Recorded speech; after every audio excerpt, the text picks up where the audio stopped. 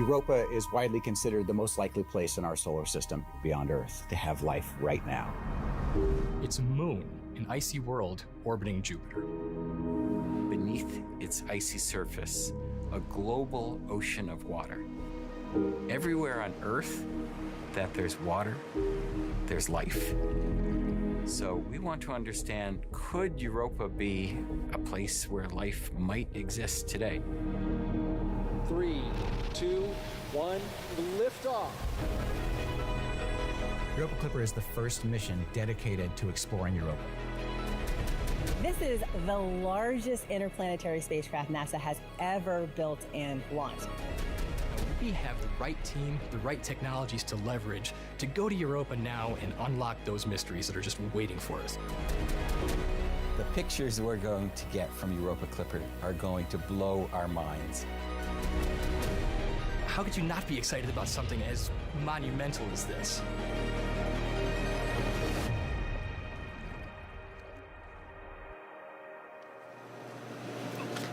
You're looking live at NASA's Kennedy Space Center's Launch Pad 39A. SpaceX will soon begin fueling that Falcon Heavy rocket for NASA's Europa Clipper mission, a nearly 2 billion mile, 5.5-year journey to Jupiter's icy ocean moon. Good morning and welcome to the Space Coast of Florida. I'm NASA's Megan Cruz and this is NASA Jet Propulsion Laboratory Engineer Jenny Kampmeyer. So glad to have you here today. I'm so excited to be here. It's launch day. Yeah, absolutely. I know. I think you're containing yourself. I feel like you're way more excited than you're portraying right now. I am very excited. Well, Jenny's here because she's going to help me tell you all about this mission. And right now we're currently marching towards a 12:06 p.m. Eastern launch. And Jenny, the mission name really says a lot. So we are going to sail, and that's the Clipper part, past Jupiter's moon Europa, where scientists believe there's an ocean beneath the icy surface. And why, Jenny, do NASA and its partners want to go there? You know, at least on this planet, wherever there's water, we find life. And to know that there's a place in our solar system that not only has some water, but an abundant amount of water. Underneath that icy crust, there is this global saltwater ocean. And so we want to go there to see, is this a habitable place? Could it support life? And why do scientists believe it could have those ingredients you're talking about?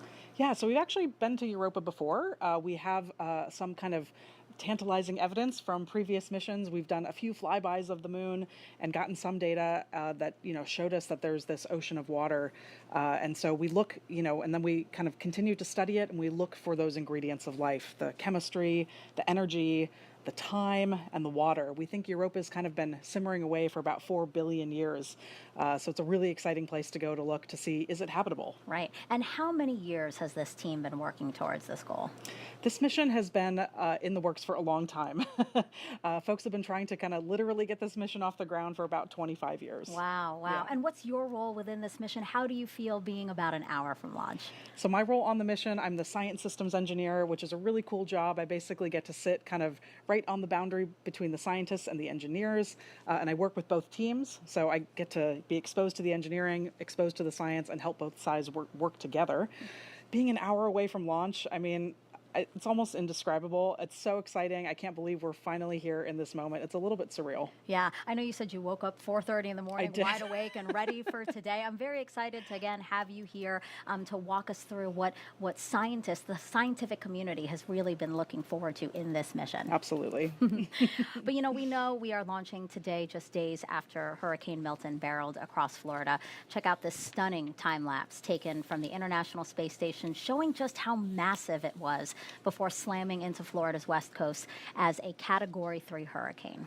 And now this radar from the National Weather Service pulls data from NASA-launched environmental satellites. You see those red and green boxes just popping up everywhere? Those were all tornado and flood warnings before the eye passed directly over us at Kennedy Space Center. We were thankfully spared from the worst damage, just some broken doors and awnings, overturned vehicles and trailers, and some beach erosion. But when it comes to our workforce, we know a lot of people really felt the impact there. We know some were without power for days, Jenny. Absolutely. And, we both have friends and family in the area that that were without power and that had impacts from the storm. So I'm really glad that, everyone made it through okay. Yeah, I know a tornado touched down just right outside of really your hotel, and a lot of other people who are here for this mission were staying. Absolutely, yeah, and definitely a scary moment for the team, but everyone was okay, and we made it through. Yeah, I think it really demonstrates that both NASA and SpaceX have remarkable skill and determination to, even after all that, get us to launch day today. Absolutely, NASA always puts the safety of its people as the top priority. Absolutely, the thing we care the most about is keeping our people safe, and so it was really incredible to see that we were able to keep that goal kind of at top of mind while also making sure that we could get to today. So it's really amazing that we prioritize the safety of our people, but that we got to this moment today of launching this mission. Yeah, what do you have to say to the team again as we march towards the T0 today of 12:06 p.m. Eastern? I'm just so thankful and proud of everybody. It's amazing to get to kind of represent the team, but it's really thousands of people who've worked on this project across, a lot of different organizations. So it's an incredible moment to be here. Right, and so here we are. We're ready. The team's ready. And over the next 2.5 hours, we will walk you through everything you need to know about Europa and the spacecraft we're sending there. A lot of people, as we've been talking about, really looking forward to this mission, including U.S. Poet Laureate Ada Limon and Ted Lasso actor and co-creator Brendan Hunt. We'll hear from both of them today. And I think what's really cool about that is just how widespread the interest is in this mission. It's amazing. Of course, I'm a big space nerd, as a lot of us are. There are a lot of people who are space enthusiasts and have been excited about this mission, but to start to see other folks, maybe this is the first time they've been exposed to something as cool as Europa Clipper. It's really cool to see the public so excited about this mission. Yeah, and I know they're watching us today, so yes. That'll be really fun. And for our Spanish-speaking audience, if you're interested, NASA has a Spanish broadcast on our NASA Plus app, and this QR code you see on your screen there is going to take you right to it. NASA Plus is our free on-demand streaming service where you can find live programming like this and original content from across the agency. But first, NASA's Launch Services Program and SpaceX will soon decide if they will fuel the rocket. Here's Daryl Nail and Mick Woltman. Welcome into Hangar AE here at the Mission Directors Center at the Cape Canaveral Space Force Station. That's Mick Woltman, LSP Engineer Extraordinaire. I'm Daryl Nail with NASA. And yes, we have a T0 of 12:06 and 00 seconds Eastern Time, looking good for launch. Weather is shaping up perfect. And we also have no COLAs, no collision avoidance, nothing that we'll run into in space. That was a good report. Yeah, that was what allowed us to move our T0 to 12:06, the end of our 15-second window today, and lock that in. The team was able to do that. No COLA, good weather, as you said. Everything's looking great, and the team's getting ready. And we're listening to the launch teams right now. We've got an important poll coming up. We'll talk about it in a little bit. But this has been a challenging path to the pad as we see the rocket right there at Launch Pad 39A. The first issue was back on September 28th following the successful launch of Crew 9 to the International Space Station. The second stage failed to relight its engine for a disposal burn, a deorbit burn. And that same second stage is going to be used today. But LSP worked through that. Yeah, similar second stage on Falcon Heavy, working collaboratively with SpaceX. We worked through the engineering data, looked at everything that happened, and we were able to come to a conclusion that things are good, and we're ready to proceed to launch for Europa Clipper.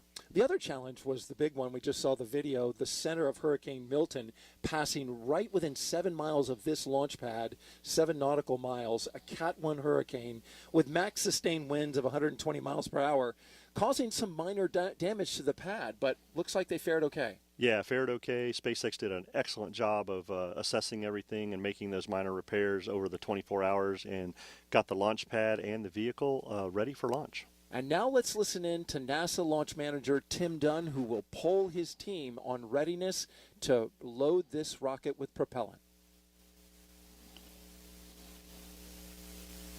Attention poll stations, this is the NLM on the NLM net, ready to conduct the propellant load and launch readiness poll. So we've had a very good morning in our countdown, worked through a couple of issues. We've got beautiful weather, a beautiful spacecraft, and a great rocket. So with that, I would like to conduct the poll to initiate propellant load into the Falcon Heavy, and also committing to launch today for the Europa Clipper spacecraft. NASA CE. NASA CE, go. SMA. SMA, go. SMD. SMD, go. NASA MIM. NASA MIM, go. LSP. LSPs, go. NLM copies. The NASA Europa Clipper team is go for propellant load and go for launch. So that takes us through a critical NASA decision gate. We will start loading prop in just a few minutes, and we'll join you back for that in a little bit. For now, we'll send you back to Megan and Jenny. Thank you, Daryl and Mick. And here's the rest of our team for today's launch. We have Antonio Jaramillo here at Kennedy Space Center to interview some important folks in this mission. And then Raquel Villanueva live at NASA's Jet Propulsion Laboratory in California. We'll start with Raquel first. Raquel, JPL developed this mission with Johns Hopkins University Applied Physics Laboratory, correct? That's right, Megan. And right behind me is mission control for the Europa Clipper mission, where experts are laser focused on operating the spacecraft. Each person here plays a critical role, from engineers monitoring the spacecraft's health to navigators who will be tracking its journey. They're constantly communicating to make sure everything is ready for today's launch. And in just a few minutes, they'll connect with NASA's Deep Space Network, a global system of giant radio antennas on Earth used to communicate with spacecraft. This step ensures that they are ready to establish contact with Europa Clipper after launch. And they're also keeping a long-standing tradition alive, Lucky Peanuts. It's a fun custom at JPL where the team snacks on peanuts before big mission events. Now, let's take a look at JPL's Pickering Auditorium. This is a live look where friends and family of the team have gathered to watch the launch. Hundreds are expected to fill the room, cheering on Europa Clipper. And back here at Mission Control, we'll keep you updated on key milestones and introduce you to the team working behind the scenes throughout the broadcast. Megan, back to you. And just to let you guys in on what's happening here, Jenny is getting pretty emotional seeing some family and friends and her teammates here from the mission. We're so happy to have you here, but we absolutely know we're pulling you away from that. So I didn't want you to feel left out. So you have some peanuts to keep along with the tradition. Thank you so much. This connects me back to home, definitely, for sure. She does know that I'm allergic to peanuts, I'll so she has to snack over here. But again, thank you for being here. I know that it would have been nice to be there, but absolutely. I hope it's nice to at least see them from these live pictures. Yes, it's just amazing to see everyone coming together. That's why I get emotional. Just wow, we're finally here in this moment. All right, and now we'll take a look at the clock again. We are 53 minutes to launch. Let's hear more about this mission from some of Jenny's teammates.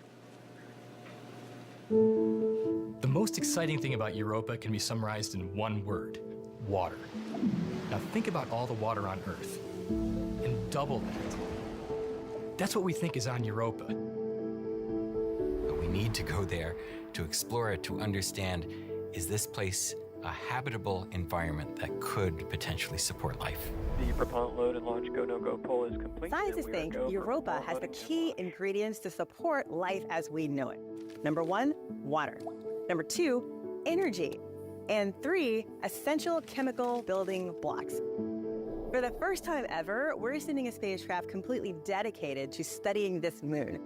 The three main things that we're going to explore at Europa are the ice and the ocean, and understand that intersection between the two, study the chemical composition of the moon, as well as the geology and whether it's active currently. Europa Clipper is not specifically a life search mission. We're going to understand the potential habitability of Europa. Jupiter's radiation environment is intense, and Europa sits in the worst part of that environment. Jupiter acts like a giant particle accelerator. There are charged particles trapped in Jupiter's magnetosphere that rotate with it. And these particles slam against Europa and will slam into our spacecraft as well. We protect the spacecraft in 2 ways. Number 1, we try to minimize the amount of time we spend in there, which is why we are orbiting Jupiter and just flying by Europa. The second way we protect against the radiation is by having an electronics vault that we put our computer and some of the other sensitive electronics inside, which is made of about 1/3 of an inch of aluminum. With each flyby of Europa, the outside surface of the spacecraft sees the equivalent of 1 million chest X-rays, just as we're flying by. It's a pretty long trip to get to Jupiter from Earth, but not that bad from a planetary standpoint. From launch to the time we get to Jupiter is about 5.5 years. This is the launch And along the director way, with the we board have a instructions. flyby of Mars and then another flyby of Earth to get gravity assists to slingshot the spacecraft out to Jupiter. I hope for the future explorers who are watching this at home that they take away from this that humanity, when we come together, can achieve really cool things. We are in a golden age of robotic spaceflight exploration. How could you not be excited about something as monumental as this? I am most excited about the potential to unlock the secrets of Europa, the potential to really understand this crazy world that exists and has likely existed in this condition for 4 billion years.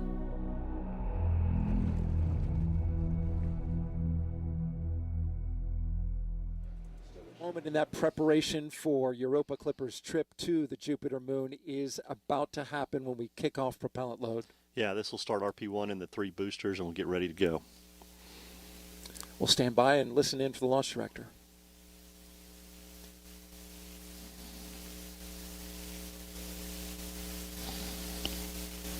The launch auto sequence has started. Launch director Charlie Meyer giving the signal there that the launch auto sequence has started. And Mick, this is a very delicate dance that is all automated. Yeah, the SpaceX team has automation in all their software to start fueling the first stages, and they'll get ready for LOX load here in about 5 minutes and continue with stage 2. But the team does a great job here with their procedures and following it, and we can see the telemetry that RP1 fueling has started on all 3 of these boosters. And Daryl, interestingly enough, the 2 side boosters reflown. We flew them on Psyche as a NASA LSP mission. Yesterday was the 1-year anniversary for the Psyche mission. That's right. And the boosters are back.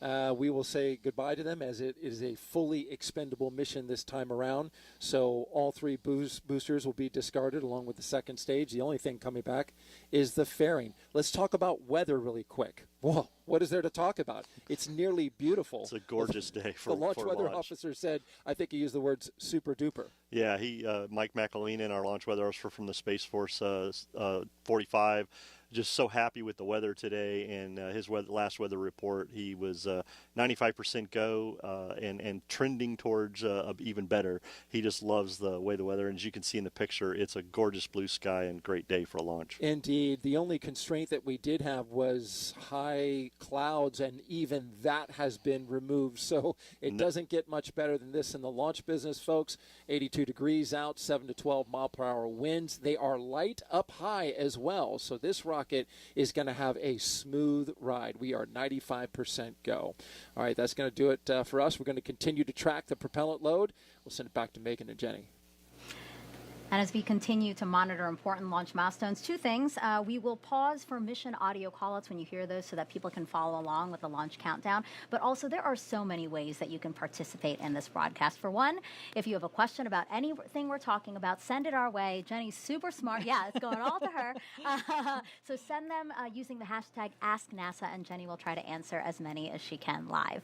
And then you can also play Europa Clipper Bingo with us. Jenny is giving Vanna White a run for her money. She's showing you the bingo card now that you can get by just scanning the QR code on your screen. And this is how you will play with us. So you're going to listen for words like what, Jenny?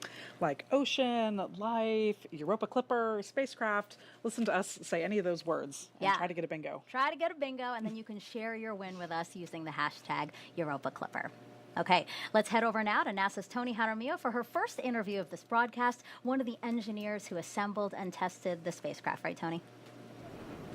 That's right, Megan. We are here on the balcony of Kennedy's Operations Support Building, where the crowd has an amazing view of the launch pad. And joining me is Luis Aguila, Launch Operations Cable Harness Engineer. Luis, you're involved with connecting all of the cables to the spacecraft. Can you tell us a little bit more about what that entails? Yeah, so my team and I are responsible for making sure we've installed, connected, and secured all the harness assemblies at the system level. What this means is that we made sure that it's ready for launch and it's ready for flight operations. All in all, we installed 220 harness assemblies and connected 970 connectors during the ATLO campaign. And that's not even counting what our partners and instrument teams did when they delivered the hardware. So a lot of cables. Yes. Discuss to us the process of getting a planetary spacecraft, this spacecraft, ready for launch and how it compares to other missions, especially with this being the largest planetary spacecraft that NASA has ever built. So aside from the complexity of this large spacecraft, we did have to deal with some of the unique requirements for the environment that we're going into. So for example, we couldn't use Kapton tape for flight applications, and Kapton is quite standard in the industry, so we had to adjust to that.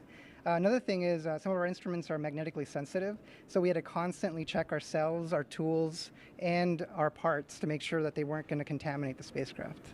Wow, that's awesome. And Jupiter's radiation environment is very intense. Can you tell us how Europa Clipper was built and tested to withstand it? So a lot of testing went into the materials that we were going to use for the spacecraft to make sure they could survive the environment, or to make sure that we could shield them properly to survive the environment.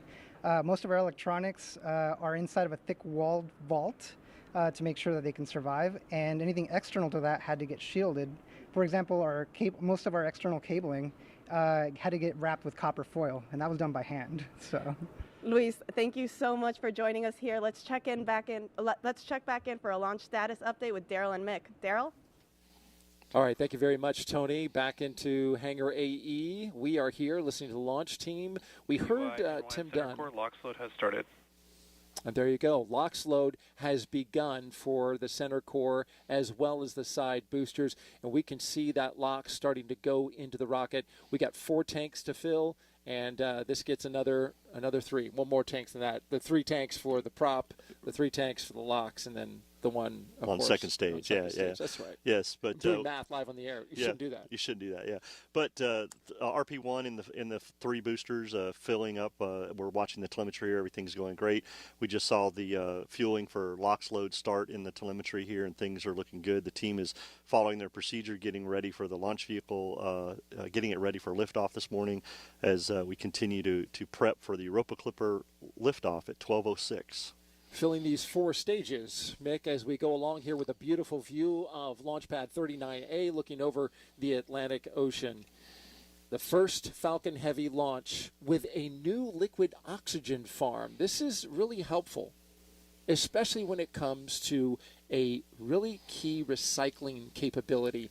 Prior to this, we'd have to wait 5 days if we had a scrub inside a propellant load. But tell me what that new LOX farm is doing for us. Yeah, being Europa Clipper being an interplanetary, one of the largest planetary missions that we've launched, SpaceX came to NASA when they got this mission, and to make sure we had great launch availability for the mission over the science window, they upgraded their LOX farm at Launch Complex 39A, and they can now recycle and densify LOX every 48 hours, which gives us a lot more launch availability for a mission on a Falcon Heavy. So a huge upgrade that provides great access for the missions to be able to launch on time. And now that we're inside of LOX load, we are not going to do a 24-hour recycle. We would be a 48-hour recycle if something happens and we scrub for some reason that's not a technical one. All right, when we come back, we will load the second stage of the rocket. For now, we'll send it back to Megan and Jenny. All right, so everything going really well as we are 42 minutes and 40 seconds from liftoff of a SpaceX Falcon Heavy rocket with Europa Clipper. Now we have some spacecraft facts for you now, actually. Europa Clipper is the largest spacecraft NASA has ever developed for a planetary mission. It is 15.5 feet high by more than 100 feet long when you include its solar arrays. That's longer than a basketball court.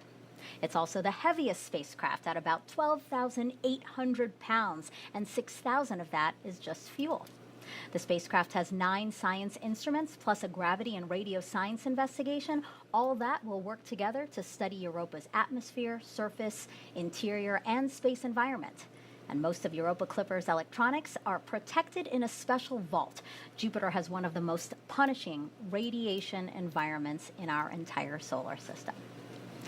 Now, the spacecraft was assembled at JPL in Pasadena, California. You can see it there. Shipping it here to Florida for launch. Now, that took a lot of coordination. First, some parts, like its high-gain antenna, were removed so it could fit in a shipping container. Then 2 semi-trucks drove the spacecraft, plus support equipment about 70 miles to March Air Reserve Base. There it was loaded into a C-17 plane for its flight to Kennedy Space Center. And then once here, it was reassembled, as you can see there, and fueled in a clean room before it was encapsulated into the rocket's payload fairing. That fairing is at the top of the Falcon Heavy rocket you see live there, and it keeps the spacecraft safe through launch. And once Europa Clipper is delivered to space, it will take 5.5 years to get to Jupiter and Europa. Jenny, why so long? You know, it's a good question. We actually get this question all the time. Like 5.5 years, that's so long. Really, that's because space is really big and Jupiter is really far away. So even with getting this huge boost from the Falcon Heavy rocket, and we also do 2 gravity assists around Mars and actually around the Earth as well, that gives us a little extra kick of speed. Even doing both of those things, it still takes 5.5 years to get there. Yeah, I think that's good to keep in mind. Talk a little bit about the gravity assist. How does that work? Yeah, so a gravity assist is basically when we fly the spacecraft really close to another body like Mars or the Earth or Venus. When we do that, we actually steal a tiny bit of energy from that body, and the spacecraft takes that energy to pick up a little bit of speed. Of course, those planets will never notice that they had a little bit of energy stolen from them, but that's how we get that extra speed. Okay, yeah, I'm really glad you talked about that. I think that's really interesting to really explain that energy stealing part. I think that's really cool. And when the spacecraft arrives at its destination, take a look at this video. So that yellow dot in the center, that's Jupiter, and then the white circle is Europa's orbit. The pink line is the spacecraft's trajectory, and this is showing how Europa Clipper will observe Europa. Absolutely. So yeah, you can see these the pink orbits kind of building up over time as we orbit Jupiter and do successive flybys of Europa. We have this mission designed because of the really intense radiation environment. We don't want to bathe in that radiation all the time. So that's why we kind of do a quick flyby and then get out to be able to downlink all of our science data and do other engineering activities when we're outside of that radiation environment. Yeah, I want to point out again how much science and skill goes into designing a trajectory like this so that we protect the spacecraft when it gets there. Absolutely, and it doesn't happen by accident. We have to continually fire our thrusters to be able to maintain this trajectory. Yeah, it's also very pretty. It is. All right, we're now 39 minutes to launch here at Kennedy Space Center in Florida. Let's head back over to Tony.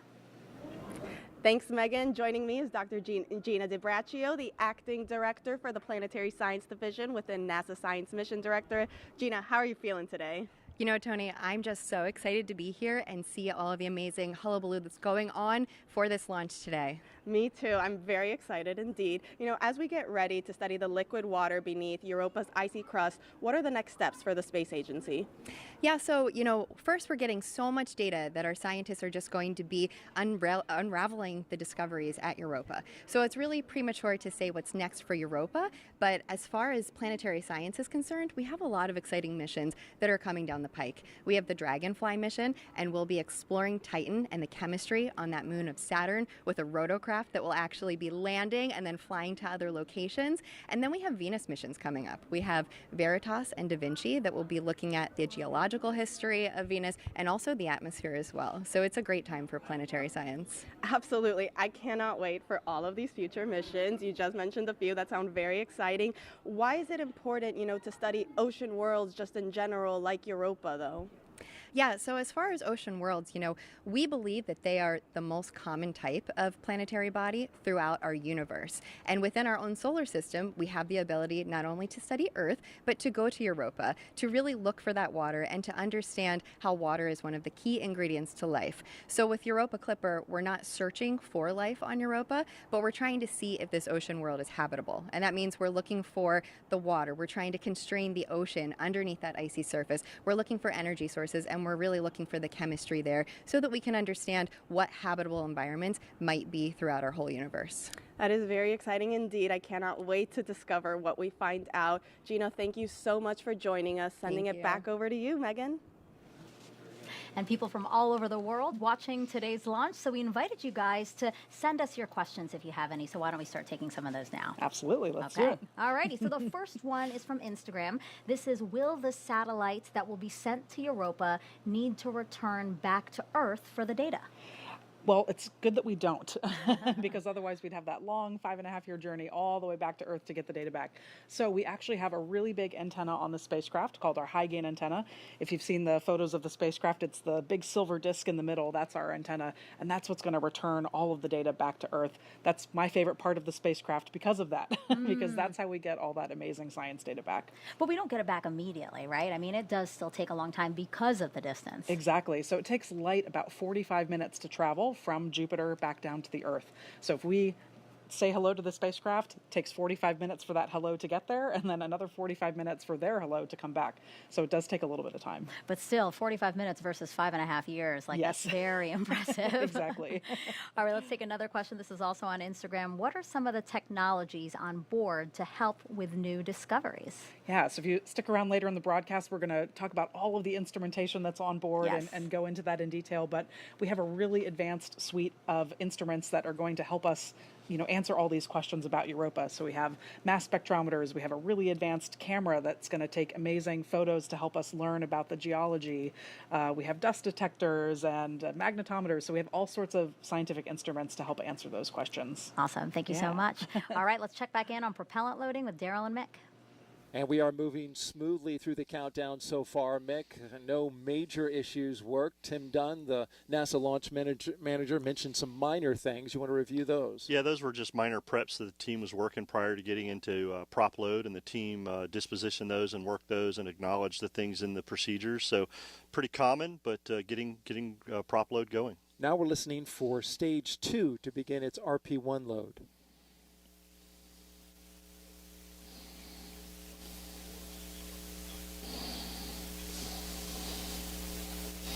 And we can see on our displays, which have an interface that shows us and confirms that indeed stage 2 has begun RP1 prop load. Again, stage 2 has begun that prop load. This is an autonomous process, so we won't always hear a call out. Yeah, correct. The SpaceX team has software that controls their fueling and gets things going. As we see RP1 on the 3 boosters, locks on the 3 boosters, and now we're starting to put RP1 in the second stage RP1 tank, and things are progressing very well towards launch at 12:06. And Mick, this is just the 11th launch of a Falcon Heavy, so this is a special occasion. SpaceX launches a lot of rockets. They're approaching something like 400 launches. So this 11th of a Falcon Heavy is really key. They also did some special work on this launch for this spacecraft by putting something together for its necessary cooling. The Europa Clipper spacecraft has some very tight requirements when it comes to cooling and to purity of the air in there. It has to have high-grade nitrogen flowed in there, and they built something called an octonozzle, which is literally, I'm going to make it with my hands, 3 nozzles that are pushing air onto the radiators of the spacecraft. Yeah, the team has to meet planetary protection requirements. As you mentioned, Europa Clipper has some strict requirements for the environmental control system within the fairing. And so this is just one of those things that SpaceX came up with to be able to get the ECS and GN2 flowing in the fairing around Europa Clipper to maintain all those requirements. Ingenious thing that they've done to make sure they can keep Europa Clipper within limits. Europa Clipper sitting at the top of this Falcon Heavy rocket, and indeed, the spacecraft team has also been getting and configuring this spacecraft to get it ready for launch. Yeah, team's been working great. We've been listening to the spacecraft team configure Europa Clipper, getting things ready to go. Later in the count, we'll hear them go on internal power. So continuing to follow their procedures and work all they need to do to make sure Europa is ready for launch at 12:06 p.m. today. All right, and we're waiting that T0 at T-minus 32 minutes and counting. We'll send it back to Megan and Jenny. Great news that fueling continues to go well on the rocket. As for the spacecraft, let's get back to Raquel for another check. Megan, Mission Control has been conducting readiness polls Team-wide check-ins before launch to confirm everything is good to go. The activity lead is making sure the launch-specific software is ready to run, and after liftoff, she'll be monitoring it to ensure everything on board is working as expected. While Mission Control takes care of those final details, let's take a closer look at why Europa is the focus of this mission. Earlier, I spoke with Europa Clipper Deputy Project Scientist Bonnie Barati, who gives us a glimpse of what's beneath the moon's icy crust.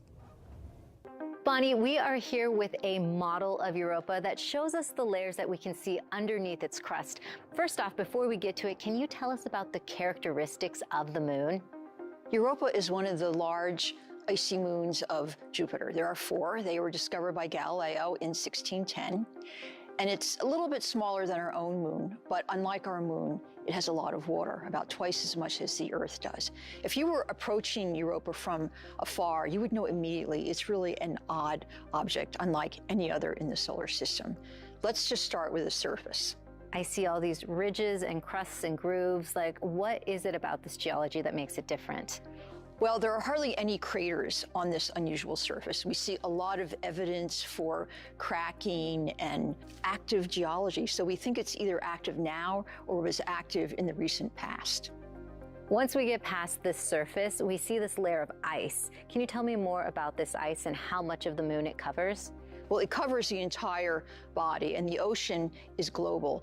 The crust it's about 15 miles or so, perhaps more or less. But it definitely blocks any sunlight from this water underneath this global ocean.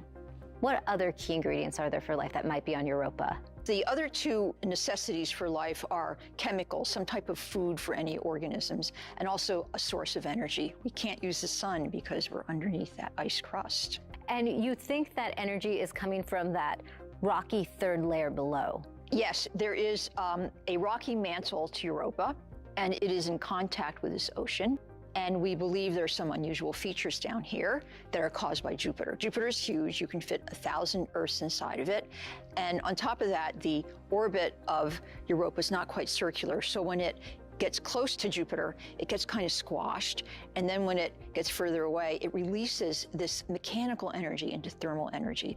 And we believe this comes out as thermal vents at this interface between the rocky mantle and this ocean. And not only do these thermal vents release energy and additional chemicals, but they provide the ideal region for a habitable environment, which is the main goal of our mission. We're looking for an environment that could support life.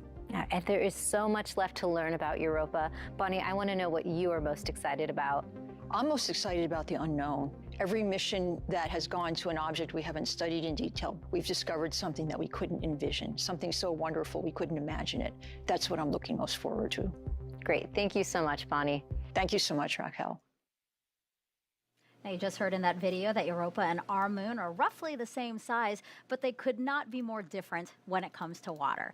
Europa is believed to have twice as much water as Earth, while our moon has a fraction of that. NASA wants to learn how to use our moon's water to live and work there.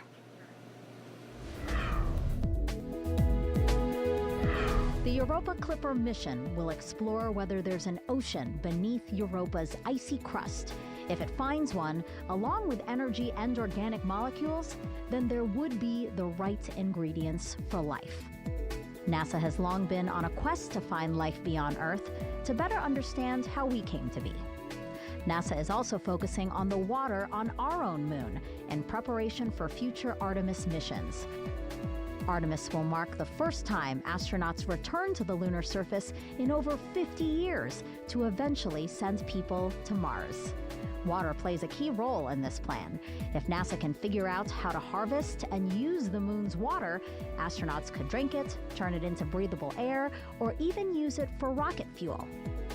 Scientists think the moon's poles might have tons of ice, while the sunlit areas have a lot less water, about 100 times less than the Sahara Desert. Artemis 2 will be NASA's first crewed mission under the campaign and will pave the way for the first woman, first person of color, and first international partner astronaut to land on the lunar surface. That's your Artemis Moon Minute. You know, Jenny, it's just incredible to see all that NASA is trying to accomplish across our solar system. It really is amazing. And all of these different missions and all the things that NASA is trying to do, they really play into each other. Everything that we learn about the moon is going to help us understand things about our solar system, and it all just kind of feeds into each other. Yeah. It's awesome. And actually, to hear more about some of our agency's goals, let's head back to Tony with her next guests. Thanks, Megan. Joining me is NASA Associate Administrator Jim Free and NASA Chief Scientist Dr. Kate Calvin. Thank you both so much for being with us here today. You know, Jim, can you tell us a little bit more about why the Europa Clipper mission is so important for the space agency? Sure, absolutely. So everywhere on Earth that we find water, we find life. And we believe that Europa has the conditions that are suitable for life: the water, the energy, the chemistry, the stability. And that is, first of all, very exciting from a scientific perspective, as I stand next to the chief scientist, but it's also just exciting about what we're going to learn about Earth itself and just how this advances the field of astrobiology as well. So it really does go to our innovating in air and space at NASA. Absolutely. And Kate, you know, Hurricane Milton delayed the launch of Europa Clipper, and already this year there have been 13 named storms, with another hitting Florida only a few weeks ago. As we get ready to send the spacecraft to study its ocean world, its climate and environment, can you reflect on our own climate and the increase in storm activity? Yeah, so Hurricane Milton and Hurricane Helene before it had devastating impacts across Florida and throughout the southeast. And our focus right now is making sure that we can get information to first responders so they can help with recovery efforts. At the same time, scientists are studying hurricanes so that we can better understand how they form, how they've changed over time, and use that information to better predict future storms and plan for the future. And what we know is that climate change is leading to a higher proportion of strong hurricanes. So of the hurricanes that form, more of them are categories 3 through 5.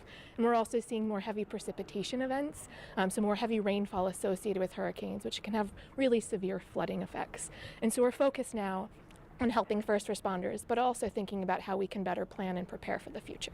Absolutely. You know, Jim, going back to Europa, is Europa one day, a target or a goal, a destination that NASA is perhaps one day interested in sending astronauts to? It's not a very kind place for human beings with the radiation environment that it has. So what it does set up for is our robotic explorers, which we have done throughout the entire solar system, and now with Voyagers even going beyond that.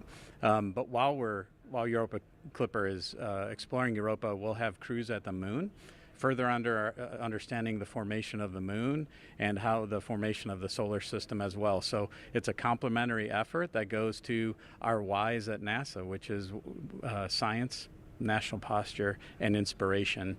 So we'll be doing that with both the Artemis and the Europa missions. Thank you guys both so much for joining us. Megan, back over to you. Now, the Europa Clipper mission has captured the attentions of people all over the world, even a beloved coach from the show, Ted Lasso. Hey everyone, I'm Brendan Hunt, and I'm not a real coach, but this is a real beard. Today you have teams of people gathered for the launch of NASA's next big adventure, the Europa Clipper mission. I can only imagine how much teamwork it took to get here. Collaboration and trust between scientists, engineers, and experts from various fields working together to ensure every aspect of the mission is meticulously planned and executed. Everyone involved has to believe in each other and in their collective capabilities to drive the project forward. There must be a sense of curiosity in order to push the boundaries of exploration, pushing people to ask new questions and seek answers to the unknown. And there must be kindness, a willingness to respect each other's contributions in a supportive environment where innovation thrives. Thank you so much to everyone involved in NASA's Europa Clipper mission. This historical project is an inspiration to the country and the world. Teamwork, belief, curiosity, kindness. They can take us a long way. All the way to the moons of Jupiter, which are out there, I bet. Europa Clipper, baby! Okay, I love that. I love the Europa Clipper baby at the end. But also, yes, while funny, I mean, he really touched a lot on, the things that matter to this team: teamwork, belief, curiosity, all those things. Absolutely. He really gets it, that this mission is spacecraft hardware, but it's really the people, right? There's so many people involved in building this thing, and yeah, it's amazing. Specifically when he said kindness, you reacted to that. What about that particular word really spoke to you out of that story? Yeah, I think it just really speaks to the humanity. You know, we are all humans. We're trying to do good things here, and when we're kind to each other, it really makes a difference. So him kind of acknowledging how important that is for our team to work well together, yeah, it just means a lot. Yeah, that was a good pep talk. Yeah. Thanks, Coach. Thanks. All right, so we are now 22 minutes from liftoff, and we have some time now to take some more of your questions about Europa Clipper Live. So let's roll one video that we have now. Hello, my name is Liam. I'm in the 8th grade, and I was curious to know, is there any land under the oceans of Europa? Yeah, that's a really great question, and we do get that question a lot. So there is actually some land underneath the ocean. So if you imagine you're on the Earth, and you're in the center of the Earth, and you kind of come up to the surface, maybe at the North Pole. First, you'd be at the very center where it's really warm, then you'd go through a rocky layer, then some water, and then the ice. That layer structure is very similar to what we see on Europa. So underneath the ocean, there is this big rocky mantle. And actually, we think that there may be hydrothermal vents on the floor of the ocean, just like there are on Earth, and that's where life may exist. Wow. Okay. Yeah. We can probably squeeze in one more. This one's also Sure. on Instagram. Do rockets travel at the same speed in outer space? It's a great question. So when they're traveling through the atmosphere, the air slows them down. They have resistance from the air, but once you get into space, you can go a little bit faster for the same amount of, boost. Additionally, once we get into space, our spacecraft is going to go about somewhere between 10,000 miles an hour and 100,000 miles an hour, depending on where it is in the solar system. So we kind of have a huge variety of speeds that we end up at getting out to Jupiter. Wow. Thank you for that. Again, thank you for your questions. #AskNASA. Okay, we're coming up on another fueling milestone. Let's check back in with Daryl and Mick. All right, thank you very much. And fueling going well right now. We're watching some telemetry on our screens right now. We've got RP1 on the first stage, about 75% complete, about 70% complete on LOX also on the first stage, but we're almost done loading the RP1 on the second stage. Yeah, stage 2 RP1 load complete, should be finishing up here shortly and getting ready for LOX load on stage 2. So things Stage 2 continuing RP1 to load is complete. There we hear the call out for a complete of RP1 on stage 2, but things are moving forward with propellant loading, getting ready for launch. And now you see that LOX being vented out of the booster, which is condensing the warm Florida air here, which we have a beautiful day today, so it's really the only cloud that's in sight. Yeah, it's a beautiful sight that you see there on your picture of on the screen of Falcon Heavy, looking really good as propellant load continues. As we look up there, you can see towards the top where Europa Clipper, the spacecraft and the star of the show, is sitting inside of its fairing. You can see the NASA logo at the top, and on this view you can see the Europa Clipper logo, which is just below it, which is a pretty neat design that they made. I want to give you a little closer look at it. It was designed by the JPL team. Cynthia Phillips says she designed it to be something beautiful, something abstract and representational. We actually have a shot of that graphic, if we can pull that up, and there it is. It's a nice logo.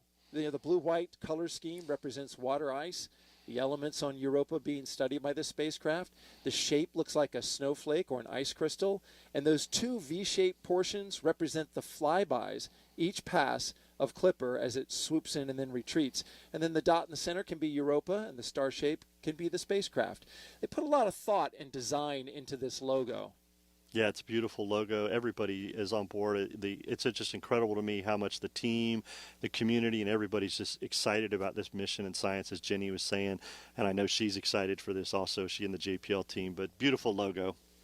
Yep, looks good on a T-shirt and on the side of the rocket. Stage 2 LOX load has started. And there goes stage 2 LOX load. So the final tank that needed to be filled has begun as we continue to make great progress tanking this vehicle. We'll send it back to Megan and Jenny. Great to hear that tanking's going well. All right, NASA's ambitious journey to Europa has inspired U.S. Poet Laureate Ada Limon to write In Praise of Mystery, a poem for Europa. It is such a powerful piece. Please check it out. In Praise of Mystery, a poem for Europa. Arching under the night sky, inky with black expansiveness, we point to the planets we know. We pin quick wishes on stars. From Earth, we read the sky as if it is an unerring book of the universe, expert and evident. Still, There are mysteries below.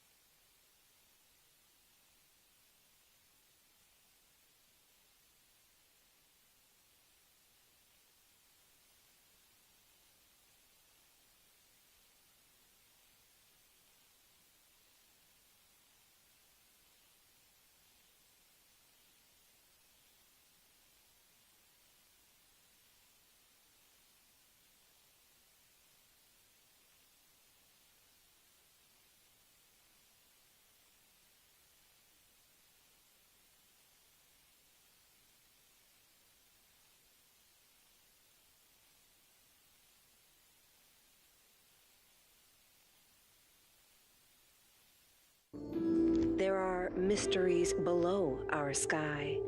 The whale song, the songbird singing its call in the bough of a wind-shaken tree.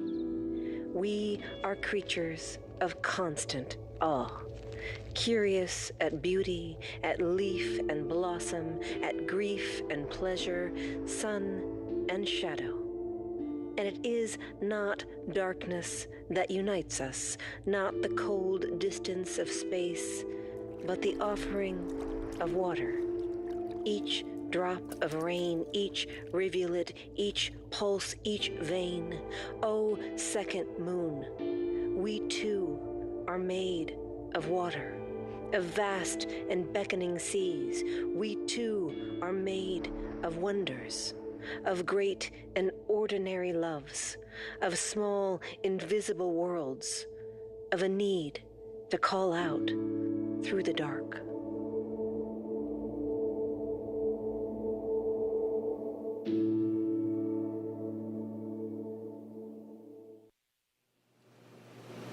We had a little bit of technical difficulties there. The package paused a little bit, but I still think that you could really feel how powerful that piece is. And now we're so lucky to have Ada Lavone here with us. Thank you so much for being here. That was so moving. I was getting goosebumps. Oh, thank you so much. It's such an honor to be here. Such a thrill. I want to ask you, what made you want to write about Europa, and how did you find, I mean, truly the perfect words for that piece? Oh, thank you. I think for me it was so incredible to be invited to write this poem. And when I was struggling with this incredible prompt and this incredible ask, I realized that it's not just a poem that's going to Europa, not just a poem that's on the Europa Clipper, but a poem that's for us. It's a poem for everyone here on Earth. And that was really important to me as I tried to choose the right imagery and the right language. Mm-hmm. Not a tough ask at all. No, not at all. And not only that, but we're taking your poem with us. Yeah. So we have here a replica of the vault plate. This is the plate that's going, that is part of our vault on the spacecraft that's protecting all the sensitive electronics from all that radiation, and it's written in your own handwriting. Yeah. How does it feel knowing that a piece of you is going to Europa? You know, one of the things that I keep focusing on is that it really is a poem for all of us. Mm-hmm. But when they asked me to do it in my own handwriting, my grandmother, who passed away a year ago, she was the one who taught me to really make my handwriting as perfect as could be. And every time I look at this piece, I feel like my grandmother is part of this project too. I heard you had to rewrite it a few times to get it just right. You think?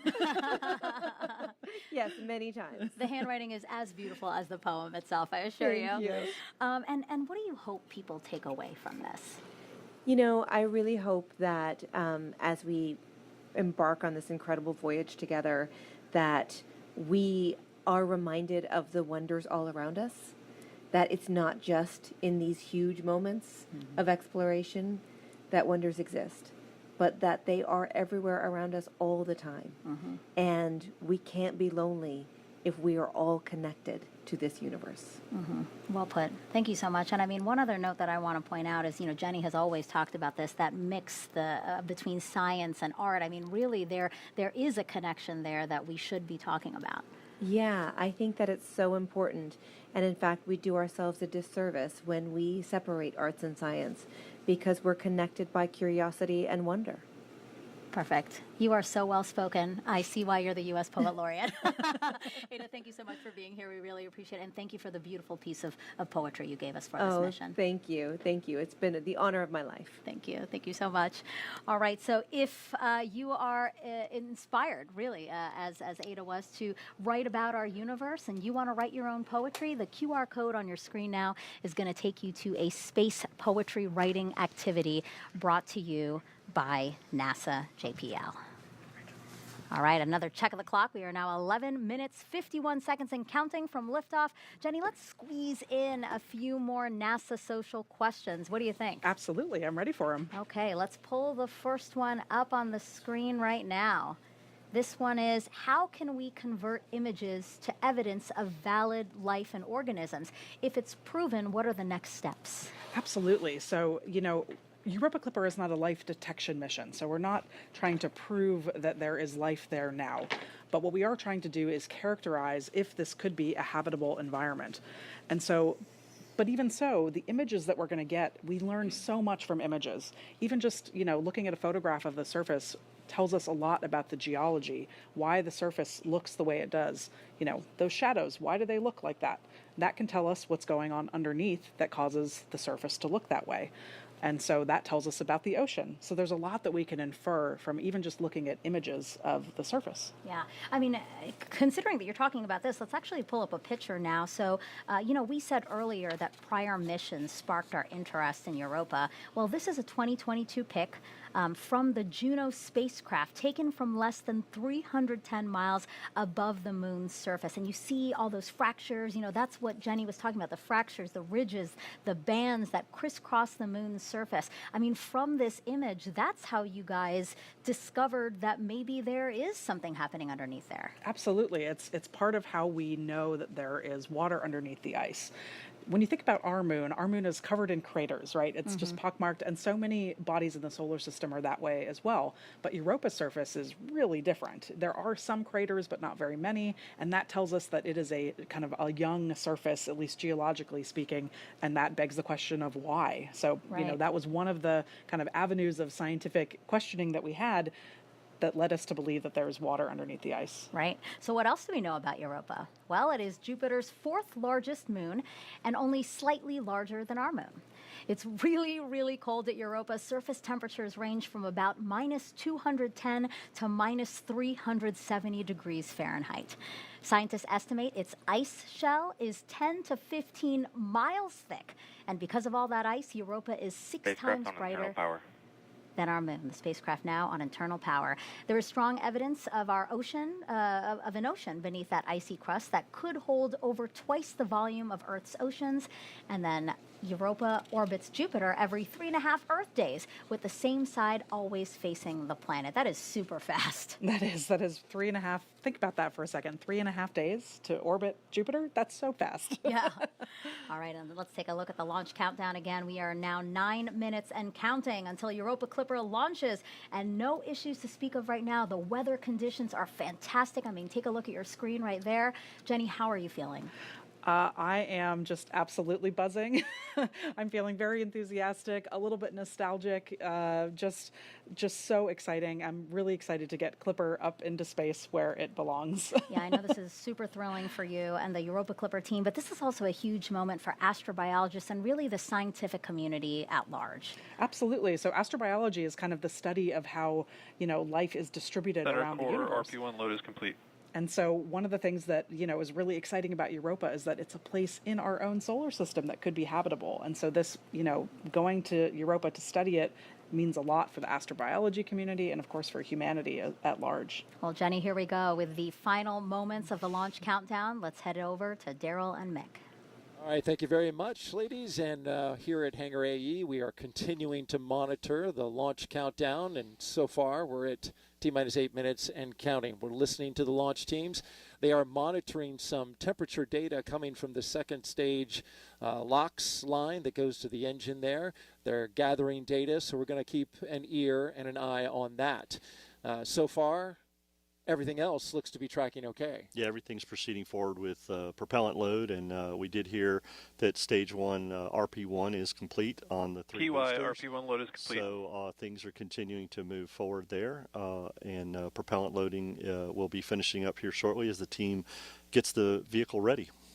The team at JPL in California also on console for their spacecraft, just shifted their spacecraft to internal power.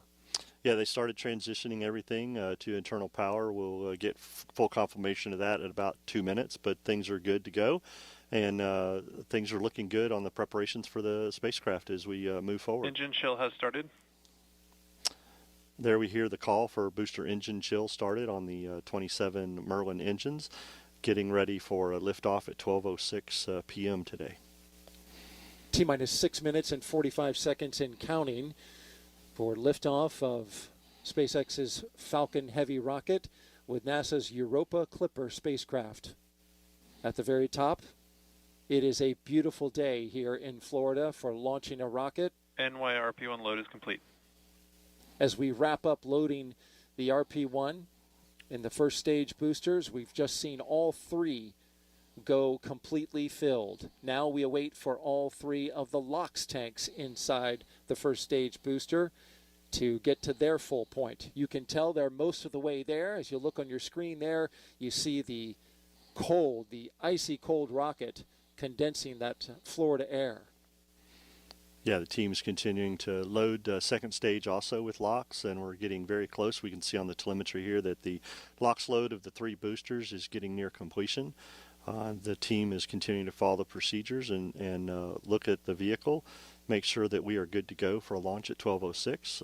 But things are progressing per the procedure, Darryl, and all is looking good for a great launch with this beautiful weather that we have at Launch Complex 39. Coming up next, we are going to start configuring the tower, the strong back from the rocket. That happens in a little less than a minute. We just heard from the SMD and NOM that the spacecraft is verified on internal power, and things are looking good for the Europa Clipper spacecraft.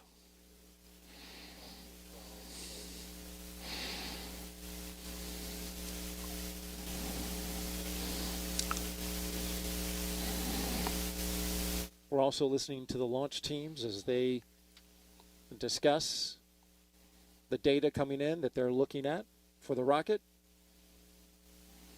Teams continue to follow the procedure, as I said, and work the loading of propellant, finishing up the topping of the 3 boosters and the second stage. As we mentioned earlier, the 3 boosters are expendable fully. They will not be coming back for landing today. SpaceX is getting the team ready to launch this vehicle today. And you just heard the call out that the strong back is retracting.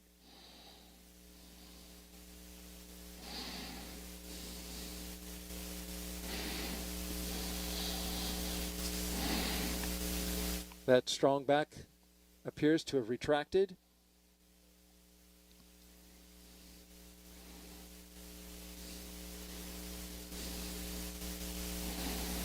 So we're getting some discussion on the nets regarding the second stage.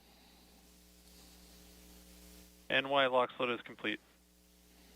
As we just got completion of LOX load for the Y booster. We're looking for now the center core and the plus Y.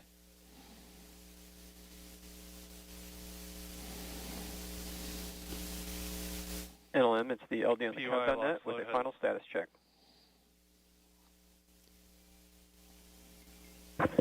Yes, LD, this is NLM on countdown 1, NASA spacecraft, and the NASA team is go for launch pending resolution of the anomaly.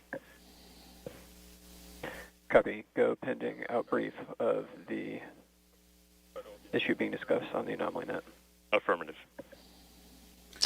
Okay, Tim, so they've mentioned that they're working an anomaly. Tell me a little bit about it. Yeah, so as we mentioned, they're monitoring some temperatures on the second stage, and things are the teams continue to look at that as they continue filling second stage with liquid oxygen. They're continuing to look at that and monitor that as far as they can into the count. So things are continuing to progress forward with LOX load. Center core is just finished up, so all 3 boosters are filled with LOX and RP1. The second stage has RP1 on, and we're getting near completion of stage 2 LOX load as the team continues to look at that temperature in the second stage. But we did hear NASA Launch Manager Tim Dunn tell Charlie Meyer, SpaceX Launch Director, that they are go for launch pending the resolution of this temperature issue. So the team has continued to work that, and the team will continue to progress forward in their procedure. And so these discussions are happening very quickly as we are counting down now inside the final 2 minutes until liftoff. Absolutely, and we just heard that stage 2 LOX load was complete, and the team is working that. And as you said, this is what they do in the last few moments before launch. They're working their procedures, following their processes, and having these discussions. But we are still progressing forward towards a T0 of 12:06. And things are progressing forward for the launch this morning, or this afternoon. We are now 90 seconds until liftoff. Weather is 95% go. These boosters on the outside, they have flown before. The Psyche mission, a little more than a year ago. They are back on the pad along with a brand new center core booster and a spacecraft bound for the Jupiter moon Europa. Yeah, Daryl, I can confirm, listening to the teams, that everybody is go for launch. They have resolved the temperature issue they were looking at on second stage. Everybody's given the go for that, and Falcon is in startup, so the flight computer has taken over, and we're getting ready for the SpaceX Launch Director is go for launch. And there we hear Charlie Meyer say that SpaceX is ready for launch, and Europa Clipper getting ready to lift off. And there's a great update as now it vents out the LOX inside the line of the transporter erector. We are inside of 30 seconds. 30 seconds and counting.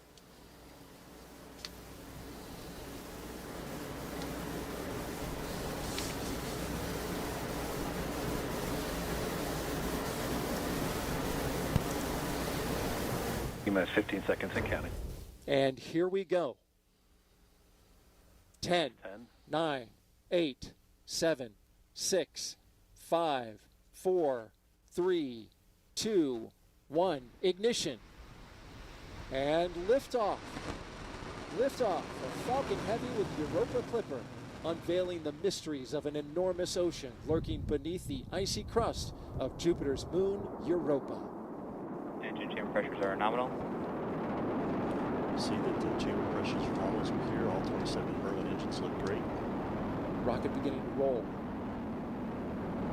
Putting down 5.1 million pounds of thrust.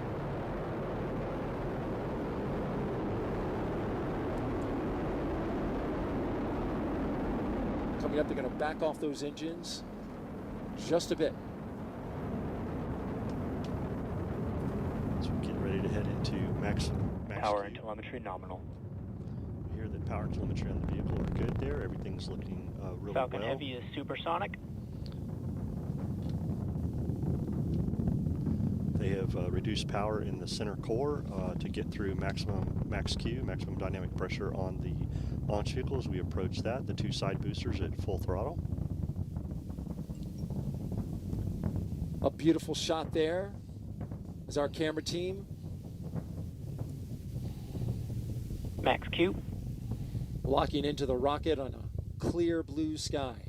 The view from the booster cam back down on Earth. And there we heard the call for max Q. The vehicle is passing through maximum dynamic pressure. Next thing up in about 2 minutes will be booster engine cutoff, where we see the 2 side booster engines, all 18, shut down and get ready for booster separation. But the vehicle is performing very well. Looking at all the telemetry that we have, power and trajectory are nominal. We've been flying for just under 2 minutes so far. Everything looking good.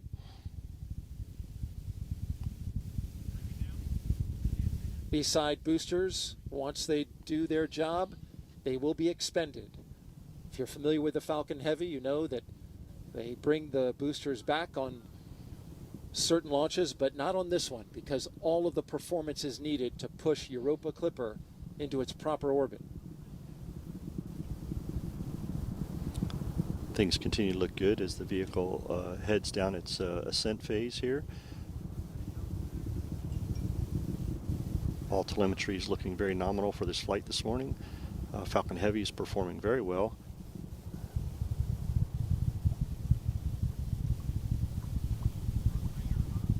Now we're just about 30 seconds away from separating those side boosters. Their engines will cut off first, then they will separate. MVAC is chilling. Starting to chill down that MVAC-D engine in the second stage. And that's where we need to get the engine chilled to the proper temperatures before flowing liquid oxygen and RP1 into it. So they're conditioning the engine to make sure things are ready for when it's ready to start up. Stand by for booster separation. Booster engine cutoff. Side booster separation confirmed.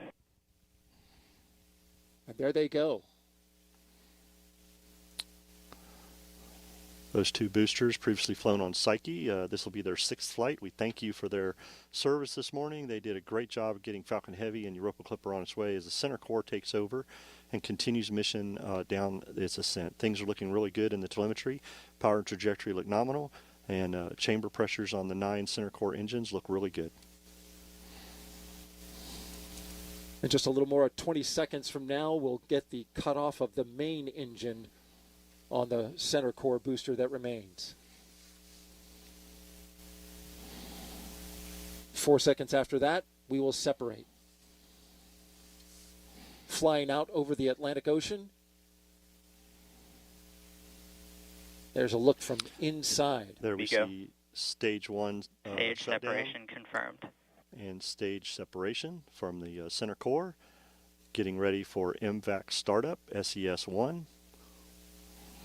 We're getting some applause here in the Mission Directors Center, and there you see the MVAC-D engine lighting up. Next thing up in about 10 seconds will be fairing separation. NYPY FTS has saved. And the fairing has protected Europa Clipper on its ascent up into space, but once we get into space, we don't need that fairing anymore. Fairing separation confirmed. Fairing has separated, and those will be recovered, Daryl, by SpaceX's own recovery ship, Go Cosmos. And there you see them falling away into space. That is the only part of this rocket that will be recovered. The glow of the MVAC-D engine as it performs its first burn here. This is about a 3-minute and 47-second burn. Things are looking great. Matter of fact, this is one of the shortest first burns that has been done on a Falcon Heavy by SpaceX, but it is required to get us into that parking orbit for that long coast that we have to get ready for the interplanetary trajectory that we're going to need to get Europa Clipper on its way that we heard Jenny talk about to get those Earth assist slingshots as it heads on its way for its mission. So things looking really good this morning with the performance of the Falcon Heavy. MVAC is performing well, and everything looks good thus far in today's mission. Usually those burns are the other way around, with a longer first burn and the shorter second burn, but in this case it is reversed. As we look at some crystal clear views of the MVAC-D engine, the stage 2 that's carrying Europa Clipper. Orbital light is shining both on the spacecraft, the second stage, and on planet Earth. Center core FTS has saved. There we've heard that the flight termination system on the center core has been saved as it heads back to splash down. Things are looking good. I can tell you, Darryl, we had a beautiful weather day for launch, and as we're looking at MVAC flying in space with Europa Clipper, it is such a gorgeous view with Earth behind it, and so we could not have had a better day for a mission launch today. No doubt about it, Mick. It was simply gorgeous. We had a hurricane a week ago, but after that pushed out, it brought us in its wake near perfect weather for launch. And now we're into space, dealing with the harsh conditions up there. Stage 2 FTS is saved. Stage 2 has made its way into space, far enough away for us to be able to safe the flight termination system from a safety perspective. We're about a minute away from second stage engine cutoff, as we'll see the MVAC-D shut down and get ready for a long coast, getting Europa Clipper into that parking orbit and on its way for the next firing that we will have, the second stage, number 2, to get it into that interplanetary transfer orbit that we need to get Europa Clipper started. So things looking very well this morning. We're about 30 seconds from that stage engine cutoff, which we refer to as SECO 1. That's right. We'll get into that. Guidance. Get into that coast phase. These views brought to you, of course, by ground stations across the track that are pulling in the high-resolution data from the cameras. Burn looking good, just a few seconds away from cutting off from that first burn.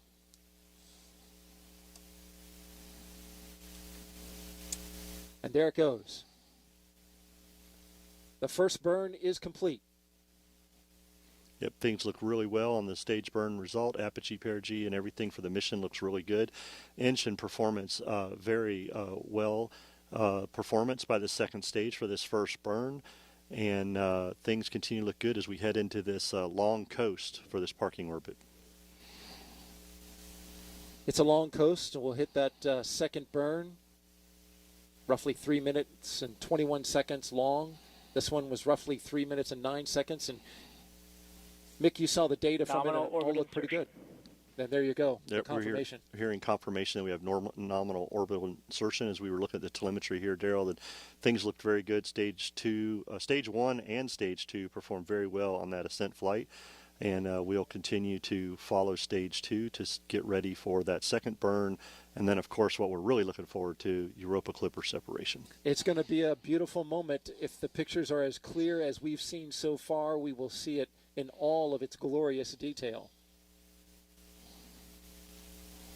All right. We will continue monitoring the coast phase of the second stage with Europa Clipper, and we will bring that to you. Of course, any updates that we have, we'll check back in with you in a little bit, but for now, let's send it back to the host desk with Megan and Jenny. Oh, wow. I mean, if you're just joining us, welcome live to Kennedy Space Center in Florida, where we just saw a SpaceX Falcon Heavy rocket soar off the launch pad with the Europa Clipper spacecraft. I thought... I'm surprised you're here and composed, to tell you the truth. Yeah, you did a good job of keeping me upright watching the launch.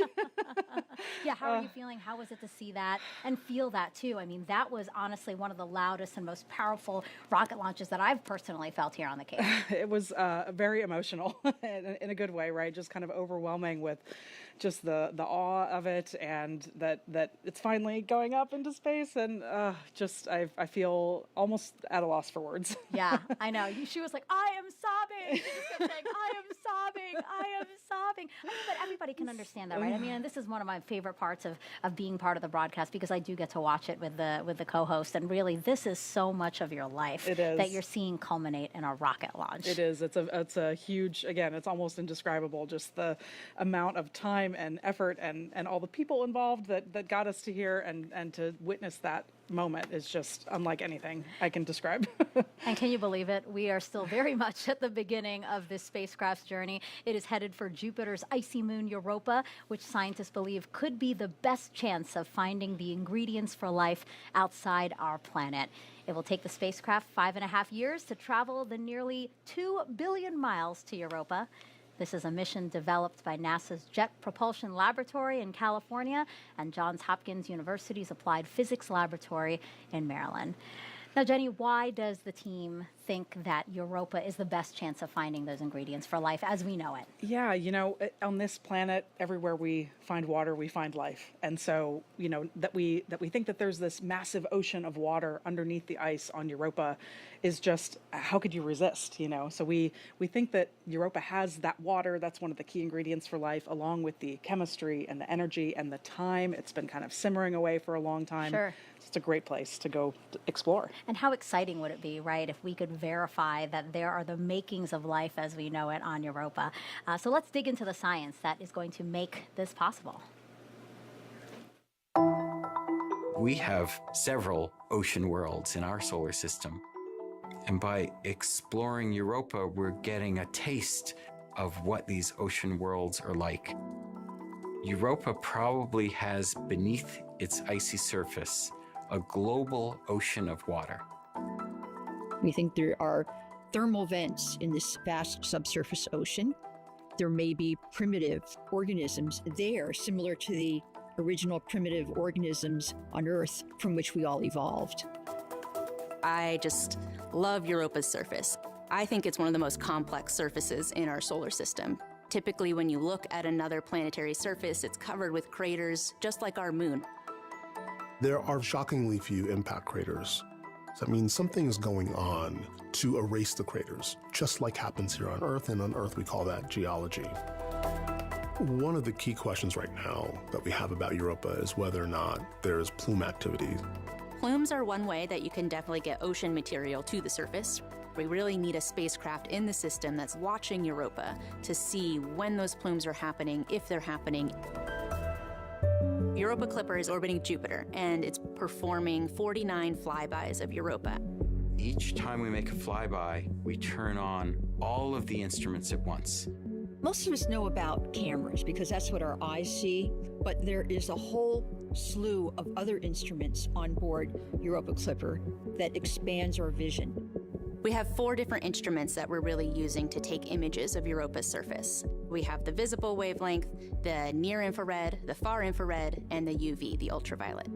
We're hoping to see evidence of change, new cracks, new surface colors that indicate different materials maybe have moved around or come up from the subsurface. We have an instrument that can sniff the very thin atmosphere, the gases, and determine the composition with extreme precision. And we have another instrument that can tell us the composition of dust particles. We have a magnetometer and a plasma instrument that are going to be studying that magnetosphere environment that Europa is sitting in and Jupiter's magnetosphere environment.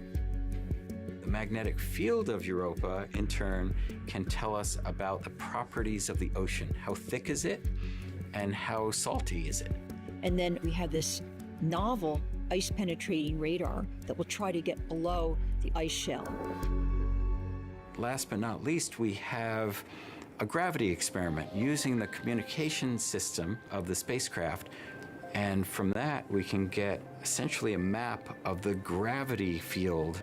We can get the shape, understand, what's underneath, maybe even get some information on the depth of the ocean. It's really a sophisticated payload. The pictures that we are going to get back are going to be just fantastic. The legacy of Europa Clipper will be just a treasure trove of knowledge about this world. Just to find an environment that is similar to the one from which life arose on Earth would really be groundbreaking. It would be awesome. We don't know if Earth is the only place that life got started, or if it's really common. And a really important way to get at that is to understand, is there life elsewhere in our solar system?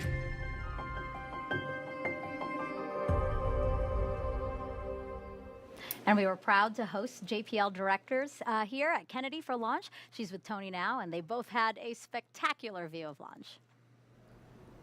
That's right, Megan. What a spectacular sight indeed. And like you mentioned, we have a very special guest with us, JPL Director Lori Leshin. Lori, congratulations first off on what a beautiful launch and now an exciting mission ahead. What a great day. We're so excited. Thanks to SpaceX for the fabulous ride. Absolutely. And, Lori, what would you like to say to the teams who have put in so much hard work and dedication, to this mission? More than 4,000 people across many different organizations have worked on Europa Clipper, and we're so proud of them and so grateful for their hard work, for their families who've supported them, and especially the 150 or so with us from JPL who rode out the hurricane here. Thank you. Absolutely. And, can you tell us a little bit more about why planetary missions are important in general that we go and study? Well, it's really about who we are. Even though it's a robot we're sending out into space, it's a very human endeavor to want to explore the unknown, and especially to want to understand where life came from, how we originated, whether there could be other life out there. it's really a fabulous quest, and we're so fortunate to be able to do that through NASA's science program. Definitely. And, can you tell us a little bit more about the Europa Clipper vault plate and why teams decided to include one? The vault plate is so wonderful. It builds on a great history. People know about the Voyager Golden Record, which carried messages from Earth into deep space. It's kind of following in that tradition. And to have a special poem written by Ada Limon, the U.S. Poet Laureate, we're over the moon, over Europa, about being able to carry her words with us and to carry 2.6 million names of Earthlings with us as we go explore Europa. Absolutely, a lot of special mementos on there indeed. Now that launch has occurred, what are some of those key milestones that the teams are going to be looking out for on its way, on Europa's way to Jupiter? Right. So just today, we'll be looking about 1 hour out is when we separate from the upper stage of the rocket. 3 or 3.5 hours out is very important because that's when our solar arrays, those giant size of a basketball field or basketball court solar arrays, deploy. We need those because we need power. And then in just 4 months' time, we'll fly by Mars for our first gravity assist. So it's going to be excitement all the way along on our way to Jupiter. Absolutely. Lori, thank you so much for joining us again here today. Back over to you, Megan. Thank you to Lori and Tony.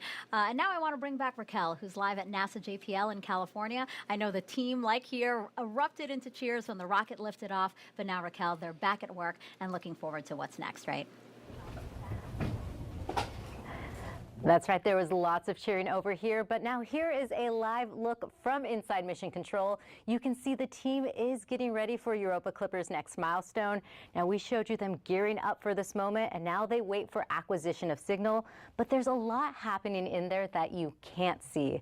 That's why I caught up with Mission Manager Tracy Drain. So let's take a look at a behind-the-scenes breakdown. And Tracy, tell us about the space here in Mission Control. Here in Mission Control, you'll see a lot of folks who are paying attention to the configuration of the spacecraft before launch, but our main role is to catch the baby, that's Europa Clipper, so that we're ready to control it once it's well on its way. And you'll be right up front here with your headset on, talking to everyone in the room. Can you tell us what is going on behind the scenes? Sure. I, as mission manager, am making sure everything's running smoothly here and communicating status to our project manager in Florida. Next to me is the flight director, whose job is to do what their title sounds like, direct or guide the people in the room through the detailed steps of the procedure. So if the flight director is guiding the room, who in here is talking to the spacecraft? The primary engineer talking to the spacecraft is the ACE. They're paying attention to the link between the spacecraft and the deep space network on the ground. They actually get to hit the button that sends commands to the spacecraft when we're ready to do that. Behind them is Telecom, who is responsible for all the hardware on board, the radio, making sure that that's working so the spacecraft can communicate to the ground. And there are some other roles too who are ensuring that the data from the spacecraft is coming to this room properly. The phase lead sits over here, and her job is to understand all the things that are supposed to happen before and during launch, so that if things start to go a little sideways, she'll be heavily involved in making sure we understand how to deal with them. Navigation are assessing and understanding the track that the spacecraft is on once it separates from the launch vehicle, so that the antenna on the ground can point to it and track it. And then this row behind you, they're making sure Europa Clipper is healthy, correct? That's right. While systems here is ensuring that all of the different parts of the spacecraft work together, the folks back here are paying attention to individual pieces. Avionics and flight software are paying attention to the computer and the software that's running on board. Fault protection is ensuring that if something ran on board in response to a problem, we understand what that is. Power is ensuring things like the solar array and the battery are producing enough energy for the spacecraft. Thermal is making sure that everything stays within the right temperature ranges. Propulsion is noting everything that has to do with thrusting on the spacecraft is working. Then guidance, navigation, and control and motion behavior are ensuring the spacecraft is pointed in the right direction and moving the way that it should. And there's a special role here too, the test bed. Can you tell us a little bit more about that? Yeah, the test bed is a set of hardware and software components in another room that we have 2 of them set up like a simulation of the spacecraft, so that if things go a little bit off kilter, then we can use them to troubleshoot what's going on. And there's one more thing I'd like to ask you about. There is a tradition here at JPL that involves some snacks. Could you tell us more about this? That's right. These are the Lucky Peanuts. And as the story goes, back in the 60s, an engineer was handing out peanuts during a launch just to ease the tension in the room. That one went really well, and so now, as our tradition is, we have Lucky Peanuts with every major event. Lucky Peanuts! Thank you so much, Tracy. Absolutely, it's my pleasure. Thanks for having me.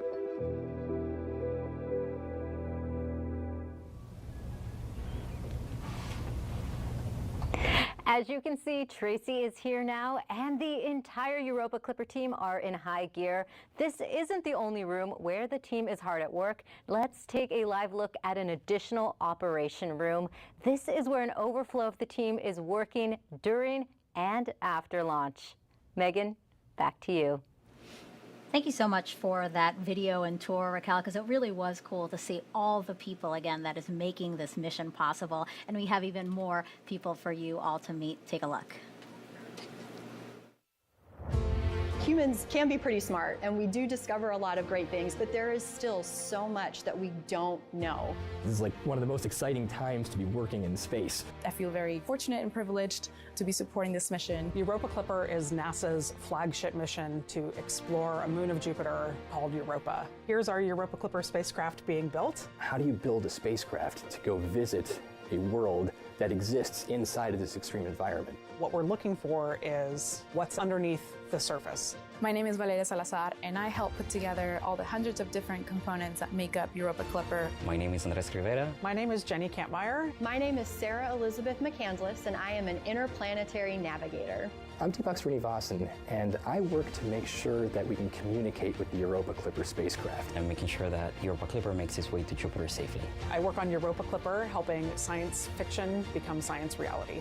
We're going to Europa to determine whether we have favorable conditions for life. Here on Earth, no matter what environment you're in, wherever there's water, we found life. We're going to investigate all those ingredients that we think have led to life as a whole. But to actually do that, a lot of engineering has to happen. There's no one person that is responsible for getting this spacecraft built, for designing our science campaigns. I'm helping enable solar system exploration, helping to enable exploration of the universe. We're doing some really humanity-changing science. It's a hard journey to get here. It felt like an impossible dream. For me personally, being an immigrant, I never really imagined that I would have the opportunity to participate in something like this. Just seeing it up here and knowing that it's going to be up in space, it's pretty humbling. Seeing it from its infancy to actual realized hardware, to get that on its journey to Europa, it's just going to be a wonderful feeling. It's been very motivating to see that a part of me will go to Jupiter. I'm contributing this tiny part of something that's going to help us understand better about our universe. We're going to be exploring literally the frontiers of life. Who knows what mission today is going to be that inspiration for the next generation.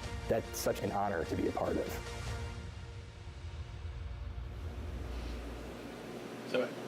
Jenny, I love how emotional you get every single time we see some of the members of your team. And what's incredible is, you know, we did meet a lot, but that's still a fraction of the people who work on this mission. Absolutely, and it's like a fraction of a fraction of a fraction. I mean, we totaled it up recently, and there are thousands of people who have worked on this project over the years, so it's amazing. Well, and you said some people have been working towards this mission for 25 years, so that is really easy to believe. Absolutely, and you know, every single one of them has worked really hard for this day. Wow.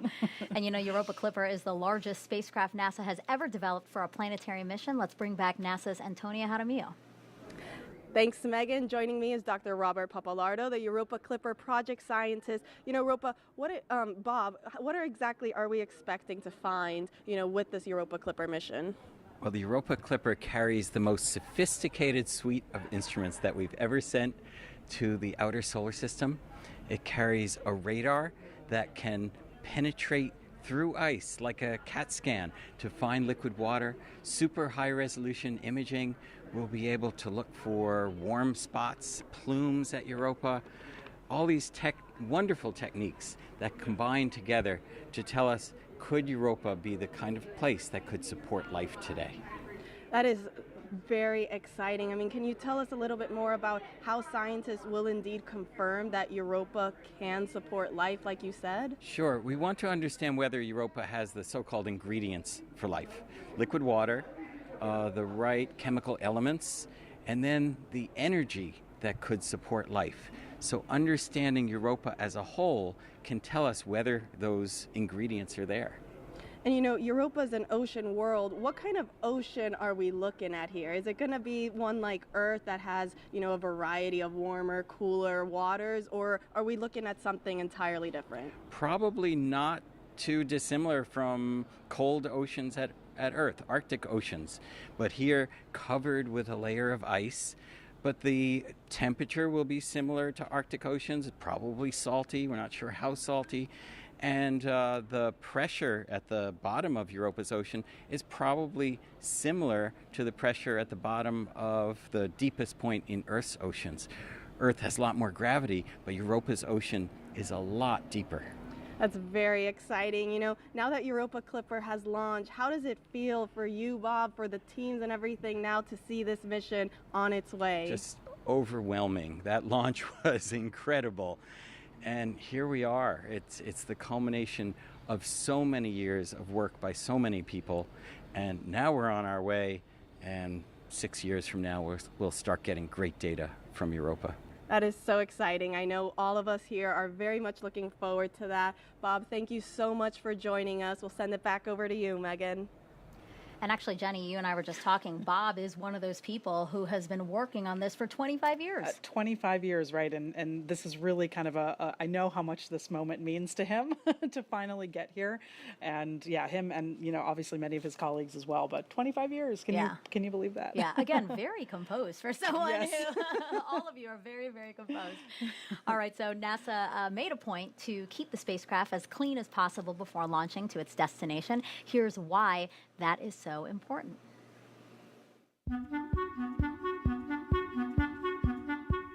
I have the coolest job on Europa Clipper. I keep the spacecraft biologically clean. This means I am looking to reduce the amount of bacteria that are stuck to the spacecraft. Akemi and her team need to keep the spacecraft as biologically clean as possible to help protect this environment as well as the other planets and moons Europa Clipper will encounter. We're really helped by this awesome clean room here. It does a lot of the work for us. We also monitor everything that's being brought into the clean room. Everything is very tightly controlled. It's cleaned before it comes in, and we sample anything that is going to come close to the spacecraft. We're sampling in 3 different directions, and each different direction gets a different face of this wipe. We want to give ourselves the best chance to pick up any bacteria that might be on here. This is the lab where we process all of our flight support samples. So I need to take this wipe that we use to sample the spacecraft surfaces and get it into this bottle. And then I'll add some soapy water to this. And then from there, we're going to shake off all of the bacteria into that soapy water. We are using sound to finally shake all of the last little bacteria off into our soapy water.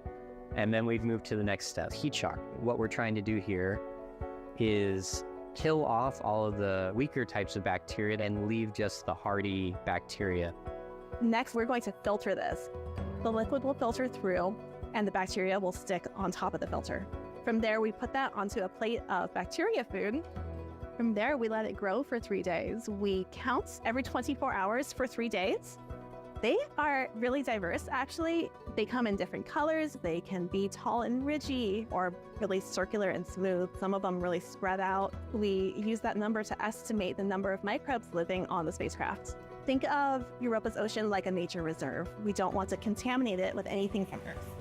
Out of the thousands of samples that we've collected, only about a dozen have required us to ask the engineers to re-clean the hardware so that we could go in and resample it.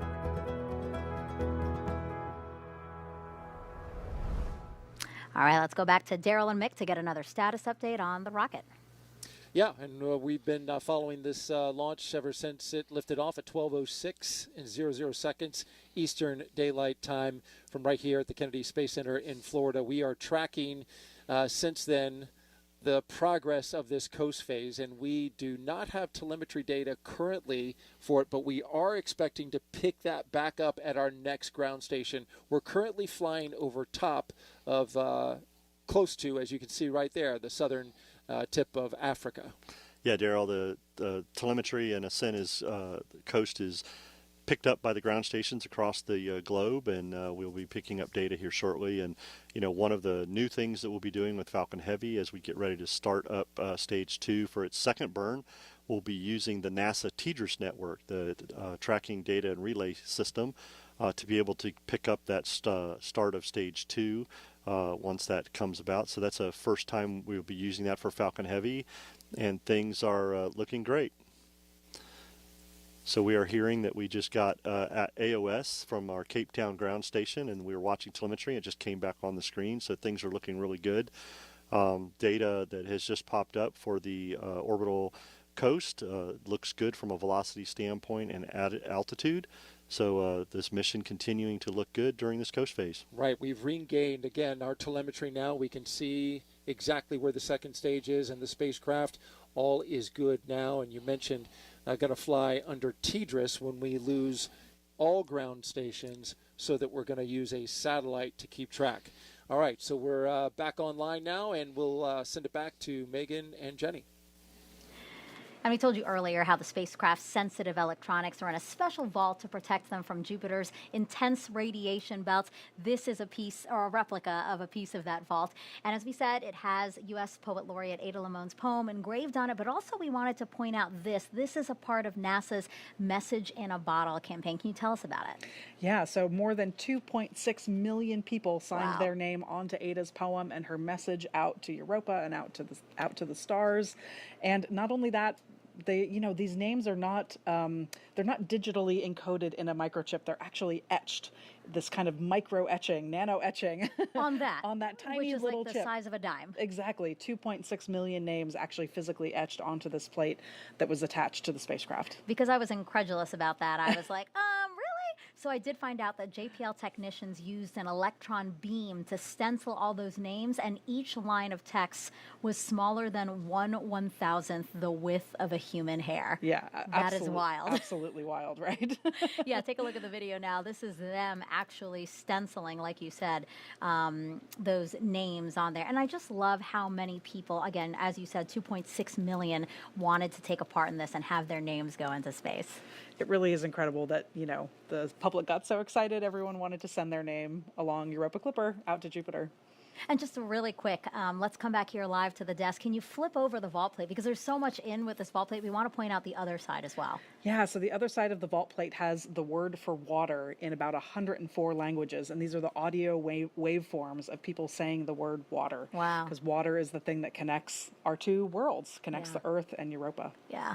What a beautiful way to embody this mission, really, in this vault. It's really incredible. That's cool. Yeah. Okay, so the Message in a Bottle campaign was just one of several ways you could be involved in this mission. Some of you took part in an art challenge, so let's take a look at some of those pictures now.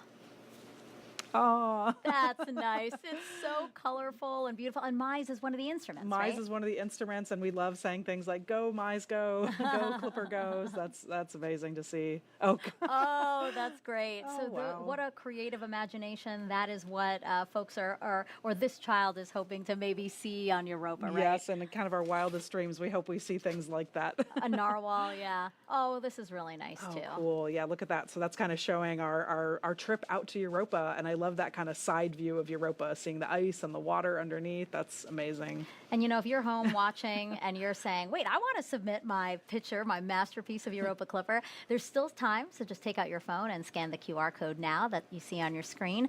The art challenge is open until the end of the month. Or if you like to wear your love for Europa instead, let's take a look at some other photos now. These are Jupiter and Europa-inspired fashions, and this was part of NASA's Style Challenge #Runway to Jupiter. They look very happy to be wearing the mission logo. That's awesome. Those look like, I think, knitted or crocheted sweaters. Oh, wow. This is my Halloween costume. I could see that. I'm going to dress up as Jupiter, and you're going to be Europa and just run around me. That's great. Every 3.5 days, I'll run around you. Oh, and these nails are pretty too. It's always nice to see, ways that people can bring their excitement for this mission onto fashion or art or anything like that. Exactly, and connecting kind of their own creativity with science. Speaking of which. And those nails, I feel like, put us to shame. I know. Jenny and I bonded. We did some co-host bonding, and we got our nails done as well. You see, they're meant to look like the ocean. So. That's right, a little watery blue marbling. Yeah, so I hope you also liked our runway to Jupiter submission for y'all to consider. And if you want to check out some more of those fashions, those Jupiter and Europa-inspired fashions, again, we have another QR code for you now. Trust me, there are so many more creative expressions worth checking out that really capture Jupiter's swirls, Europa's icy glam, and the exploration of our solar system. All right, and now we're going to go over to JPL. We have another update from Raquel. That's right, Megan. We're now taking a live look at another part of the Friends and Family event, this time in JPL's Von Karman Auditorium, where we saw lots of cheering during launch, and among those celebrating are the family of Al Kangahuala, the Deputy Mission Manager for Europa Clipper. Al is responsible for overseeing how the spacecraft operates, navigates, and stays on course during its mission to Europa, and he joins us now. Thank you so much for joining us. Al, can you tell us about your role and the next few weeks for Europa Clipper? Hello, Raquel. Sure, happy to. Along with Tracy Drain, we take turns in early operations, shift by shift, as you were mentioning, ensuring the health and safety, not just of the flight system, but of the mission operations engineering teams that are making this all happen. Looking ahead past today, we have many activities ahead. We're going to be performing characterizations, deployments, and checkouts of the subsystems and instruments. Some will be required prior to our first trajectory correction maneuver in about 3 weeks. We call that part Flight System Characterization Part 1. And then the vast majority of the remaining checkouts will be performed after that. That'll put us kind of near the end of the calendar year. After that, we'll be performing a flyby of Mars on March 1st, 2025. Speaking of flybys, Europa Clipper will have flybys of Earth and Mars. So how does that help it reach its final destination, Jupiter?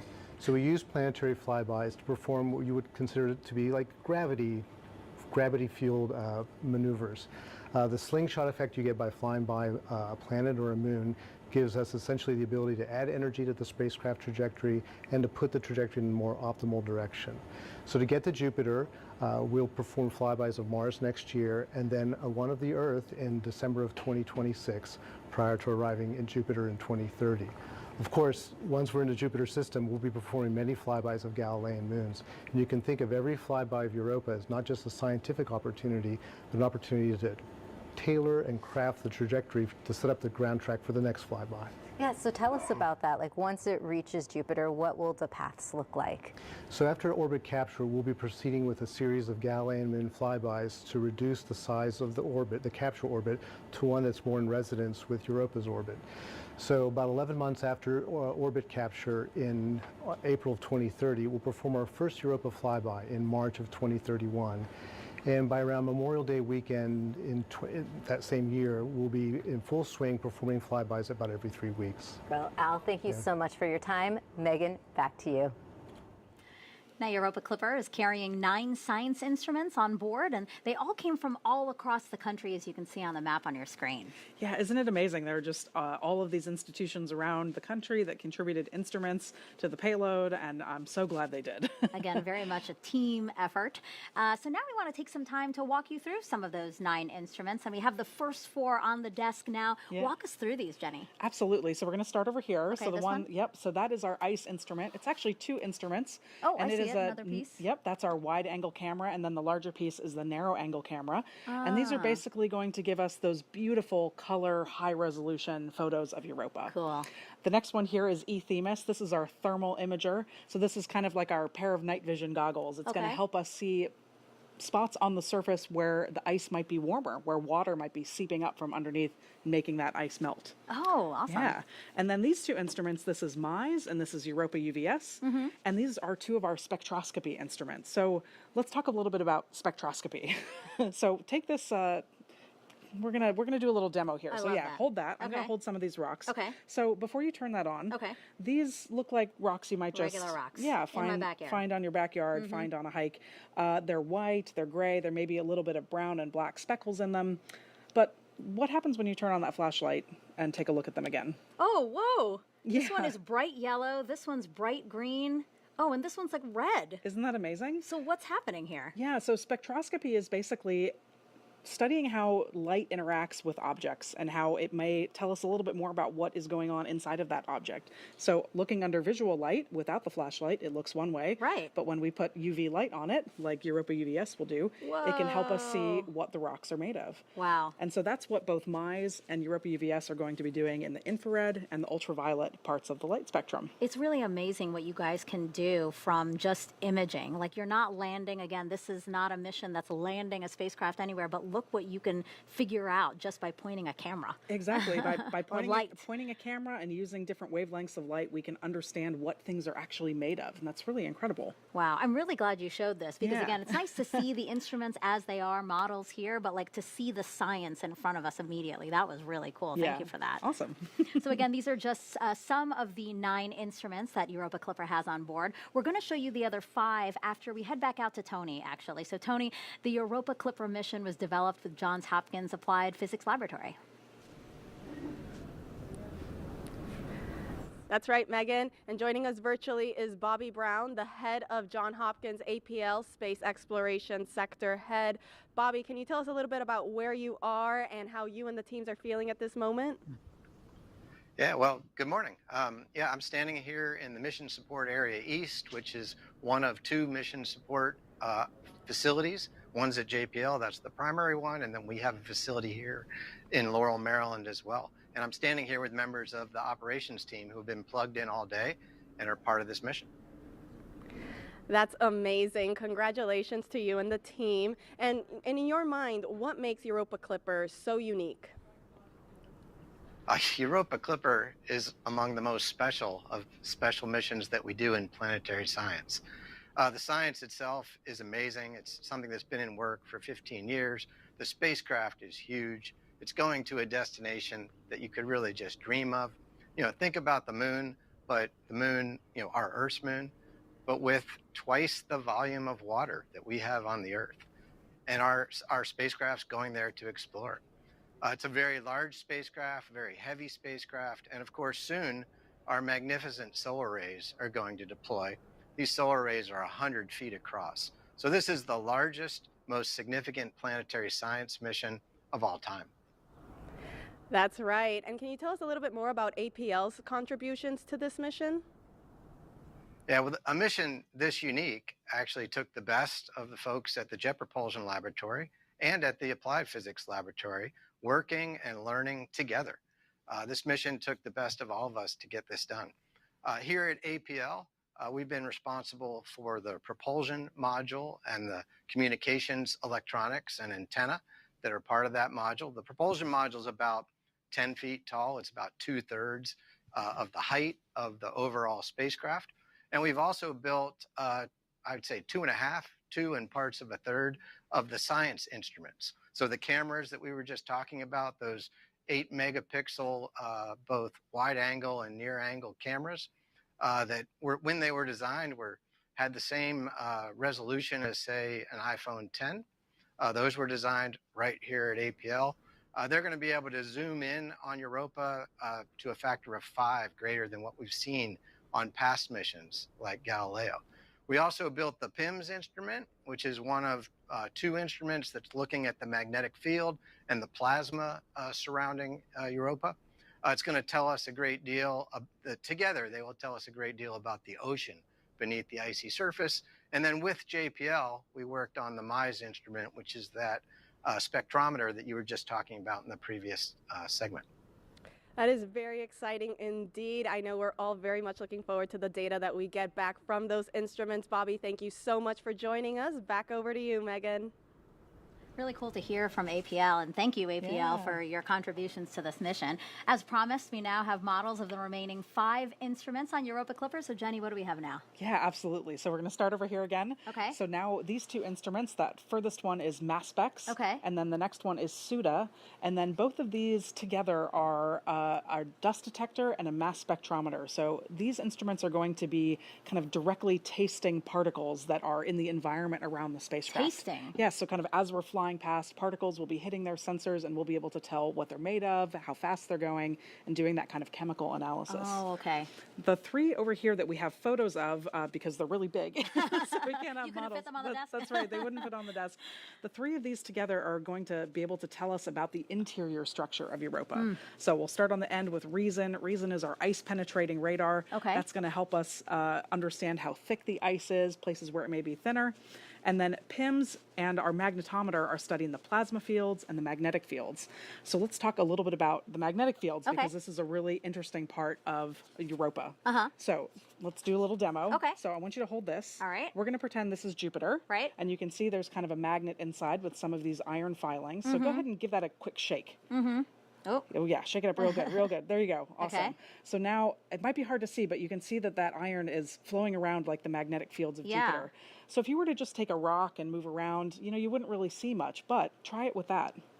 A magnet. Yeah, so that one's magnetic. Whoa, it's attracting all the little metal shavings. Exactly. So that's basically, we're kind of pretending that this is Europa in this situation.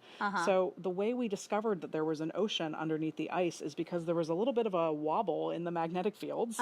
And we were able to infer from that there must be some sort of conductive layer underneath the ice. I see. And so if Europa didn't have that conductive layer of ocean, we wouldn't see this kind of interaction with the magnetic fields. Gotcha. So our magnetometer instrument that we have on the payload is super, super important. Awesome. Thank you so much, Jenny. Yeah. All right, so we've been following along with the Falcon Heavy second stage as it continues its journey out with Europa Clipper. So let's head back to NASA's Daryl Nail and Mick Waltman for the next operational milestone.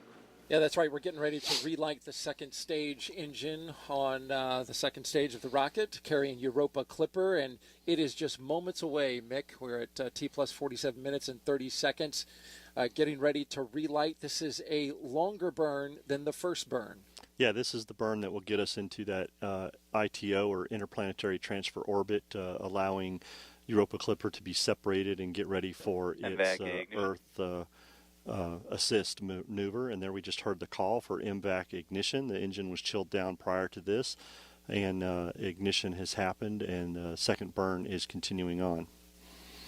So this is a 3-minute and 21-second burn of the second stage. If you're familiar with the amazing views that we have at this point, then you know that we've got the camera on the second stage. However, we are not expecting to see that view for this particular burn, and there's an important reason for that, and that is because we've been on ground stations leading up into this point, but for the duration of this second burn, we are pulling data through the TDRS network. The TDRS network, a legacy satellite system in geo orbit that is going to help us out fill in the gap so we can at least pull down the important telemetry of what is going on. Yeah, we're seeing the telemetry coming through, and things are looking good on the telemetry. And but as you stated, we can't process that video through there from that aspect, and things continue to go for this burn. Yes, the TDRS system covering 90% of this burn too. TDRS, of course, standing for Tracking Data and Relay Satellite Network. 90% of the burn will be covered by TDRS, but it's a much lower data rate than it is from the ground station. It's roughly on the order of 20 kilobits per second. If you compare that to your home internet connection, it's the pipe is about 5,000 times smaller. Yeah, we have to choose what data we send. So we want to send the vehicle telemetry so we can see what's happening from a stage 2 velocity and altitude, and bandwidth for video takes up a lot more. So we opt to get the launch vehicle data, and things continue to look good for this burn. Anyone who has downloaded video onto their phone knows about bandwidth. You got to have a good connection. You got to have a cell phone that's on a wide connection in order to pull down video. So we will not have video for any part of this second burn. Also, the spacecraft team is not getting any of the telemetry being pulled down because, again, as you said, there's a high priority on the communications about where that rocket stage is. Yeah, absolutely. And this burn continues, and we're about 30 seconds away from the end of this burn, and we'll see how things continue to move. But we're watching the telemetry here, Daryl, and you can see that the acceleration of stage 2 and velocity continue to increase as stage 2 is performing its job to get Europa Clipper into its orbit.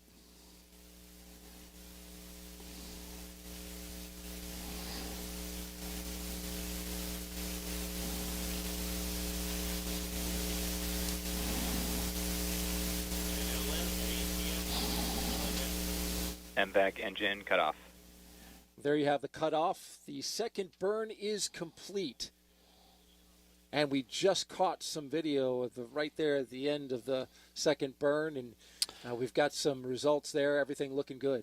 Yeah, TDRS network did its job. We just switched over to ground station. We were able to pick up that nominal video. orbit insertion. And nominal orbital insertion has just been reported, and stage 2 looks good. So our next event, Daryl, will be spacecraft separation. Very excited for that, and I know everybody's looking forward to that with the successful launch today. We are looking forward to seeing Europa Clipper go off into space off that second stage, but in the meantime, we'll send it back to Megan and Jenny.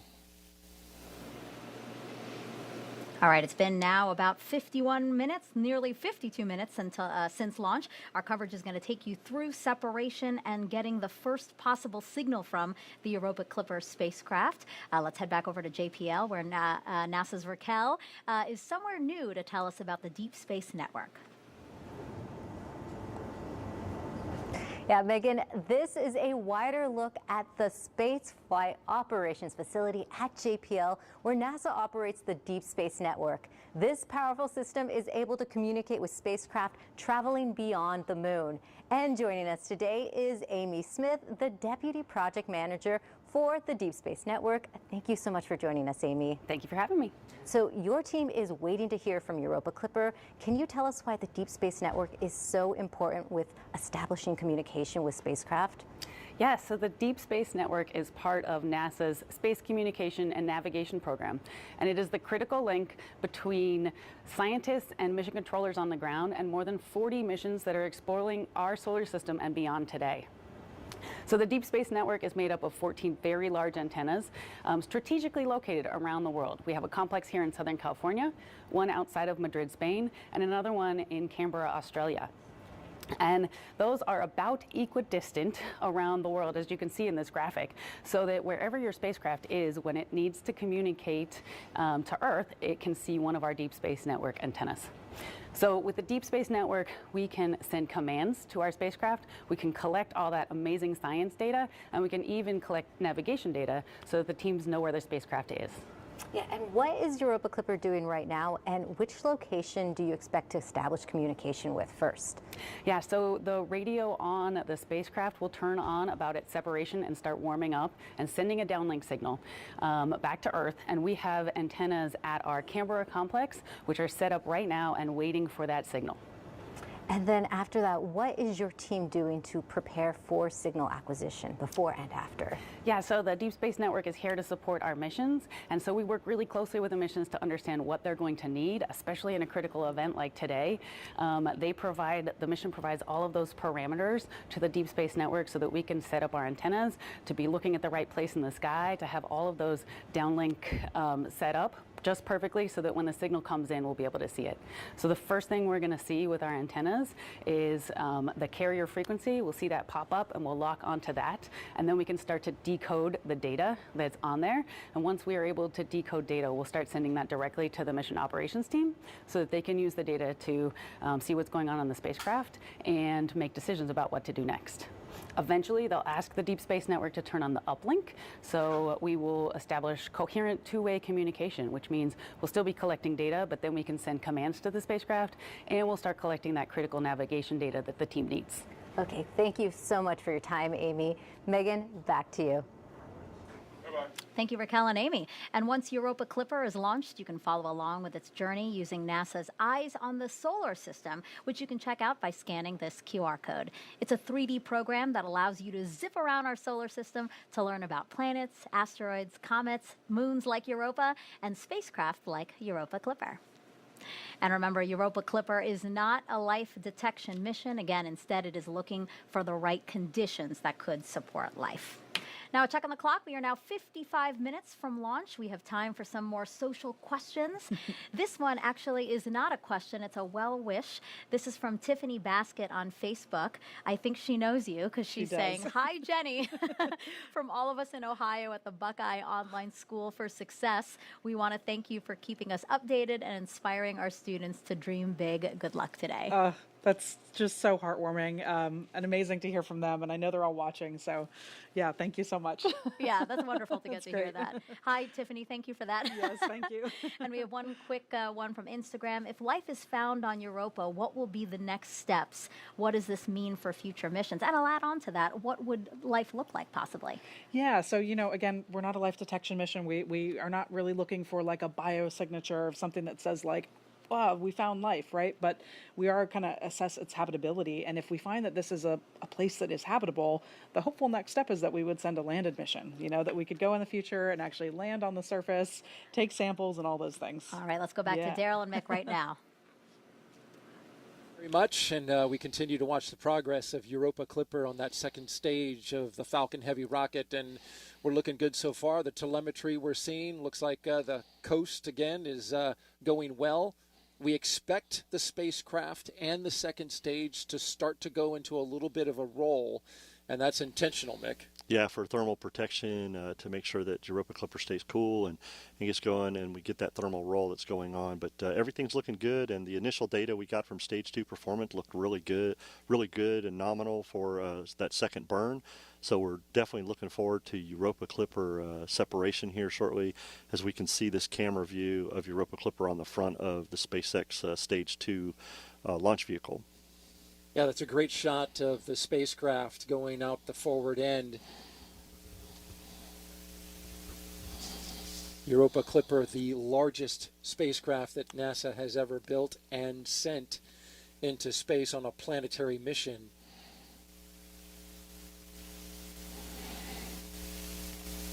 There we see the camera view of the MVAC-D that did its job in the shutdown, and the picture of Europa Clipper on the front of the Stage 2. Things continue to look good as we see the altitude of Stage 2 continuing to increase during this coast, and the velocity is ramping down into a steady state. Things continue to look very good, getting ready for separation in roughly 5 minutes. Now we are having that video signal appear and then disappear. We do know that with the spacecraft doing that thermal roll, that can cause signal fluctuations, right, Mick? Yeah, absolutely. We're on ground station tracking, and as it slightly moves around, we lose the connection a little bit, but we're getting great data so far as the vehicle continues to perform well.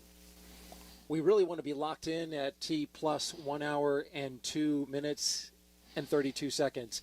That's the current time that we have for the separation of the Europa Clipper spacecraft, and that is a big moment, and we want to be able to see that because, as we've seen in some past NASA missions, it really looks impressive to see that spacecraft going off into its destination. Yeah, and this being the largest planetary spacecraft that we've built, it's just going to be very cool to see this separation and go. And we heard Jenny and some of the team talk about it, but it just blows me away, the 30-meter, fairing of the solar rays. Wish we could see that and all, but this mission is just so excited, got so many people behind it, and we are just looking forward, after this successful launch today, we want to get to this major milestone of separation, and things continue to look good for that from that aspect. We've had a lot of people, Daryl, over the years work on this. I'm going to give a special shout out to one of my own, my Flight Analysis Division Chief, Mr. Mike Carney. He has been working on a Europa mission for at least 25 years in his career. He started out as a trajectory analyst for a Europa mission way back when at Lewis. And when he came to LSP, he's worked on Europa off and on over the years. So shout out to you, Mike, for the great job, and the rest of the team on Europa Clipper today.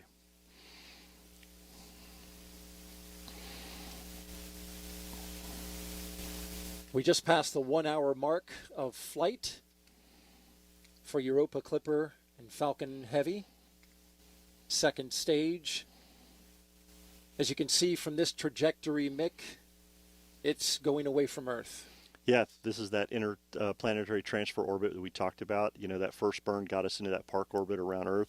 And this second stage, second burn on second stage did a great job of getting us on that way as we get ready to separate Europa Clipper to get ready for those flybys, to get those gravity assists to get out there to the Europa moon. Things look continuing to look very well on the stage performance as it coasts through, getting ready for separation. Trajectory looks nominal. And Europa Clipper is going to be deployed in a very high radiation environment. If you watched our broadcast today, you learned a lot about the high radiation, extremely high radiation environment in its destination, but it's also in a high radiation area right now as this deployment is in the Van Allen radiation belts. Yeah, we talked, one of the things that we had to monitor today during today's launch was solar proton flux. Team had to keep an eye on that for solar flares and things going on to make sure we heard earlier about the special radiation area where the electronics are and for the spacecraft. And so solar proton flux went very well today, and we got this launch off. Things looking really good. We're about a minute away from payload separation, expected payload separation. Things continue to look good as the stage 2 altitude continues to increase. Velocity has a steady state now for stage 2, and things looking really good for this portion of the mission. Getting close now. Less than 30 seconds away from separation. There you see the Europa spacecraft. Those massive solar panels that you were talking about all stacked together. This is a big moment for the program, for NASA, APL, and JPL. Let's watch.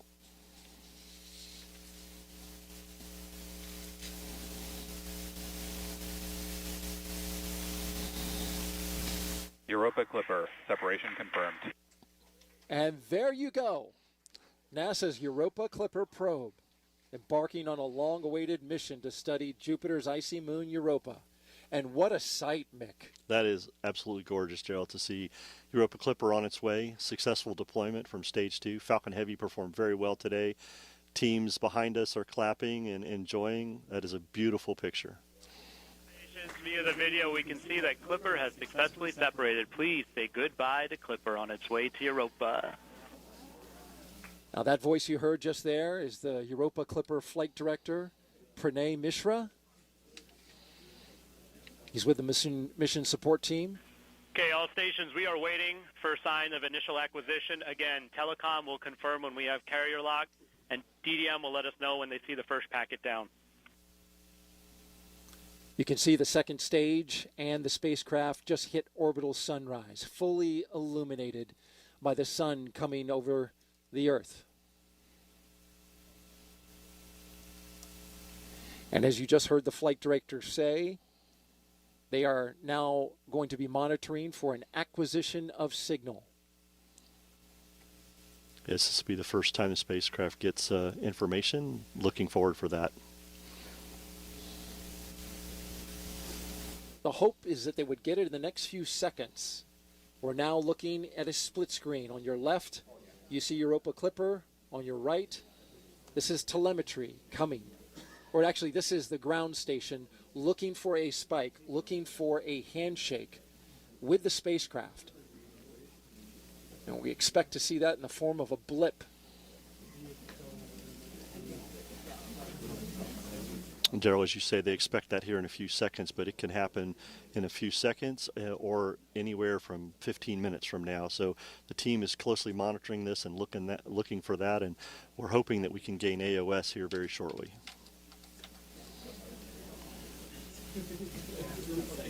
Yes, there's a broad range of times for which AOS is expected.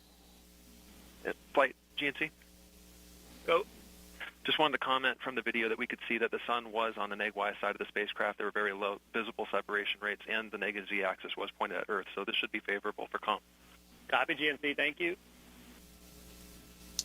An acknowledgement from the team that that sunlight could help things out. They're looking to warm up the amplifiers. Go, Faith. Sorry, I missed the session IDs for our SA sessions from GDS. Can you or GDS repeat those for me?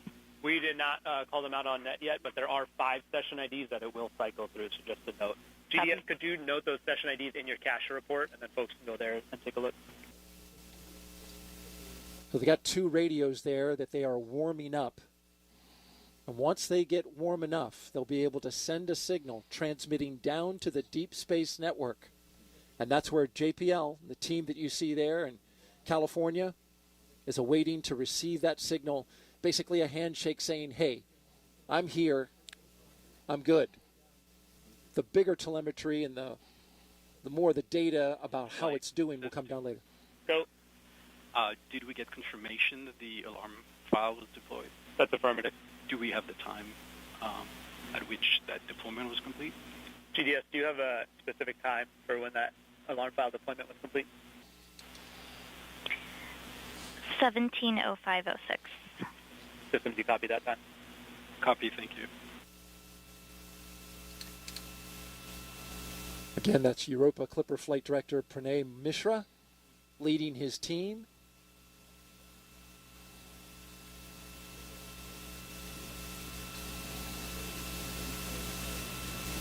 Also, a partner in this mission is the Applied Physics Laboratory, their team on console as well.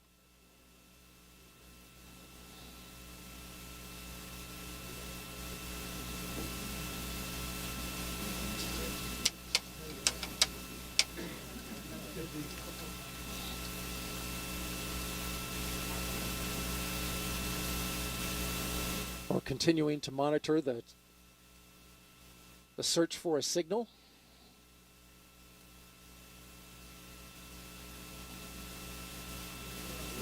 And I believe we have it. Right. There it is. Flight, this is... Go, Telecom. Flight, this is Cal. We're seeing the signal on the open loop receiver. Copy, Telecom.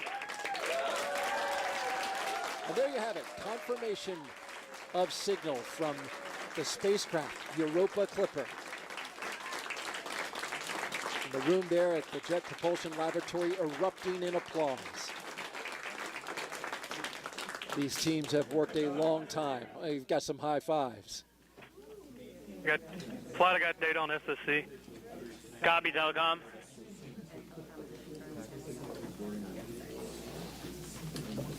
Flight, this is Telecom. Looks like 12 kilosymbols per second as expected. Copy, Telecom. Solid data rate. We're in lock. Flight, this is Telecom. We're in lock. Copy, Telecom. Flight systems. Go, Systems. We have telemetry. We received good samples, and our displays are lighting up. Copy, Systems. Initial hack is confirmed. And now they just locked in full telemetry from the spacecraft. Another big milestone. Flight prop. Go, Prop. We are vented and primed. Thank you, Prop. The propulsion system now is ready.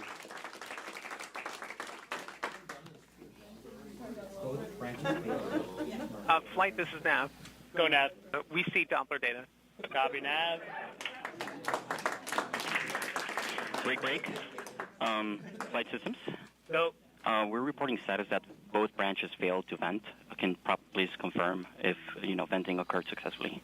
I was about to do that. The pressures are good, but we are seeing the valve venting flag. We're taking a look right now. Copy, Prop. Thank you. Flight GNC. Go, GNC. We do see, the telemetry just came in too. We do see that we are already in the mode GNC 3RS tracks on point, and with the Z-axis rate is consistent with the Z-axis roll. Copy. Thank you, GNC.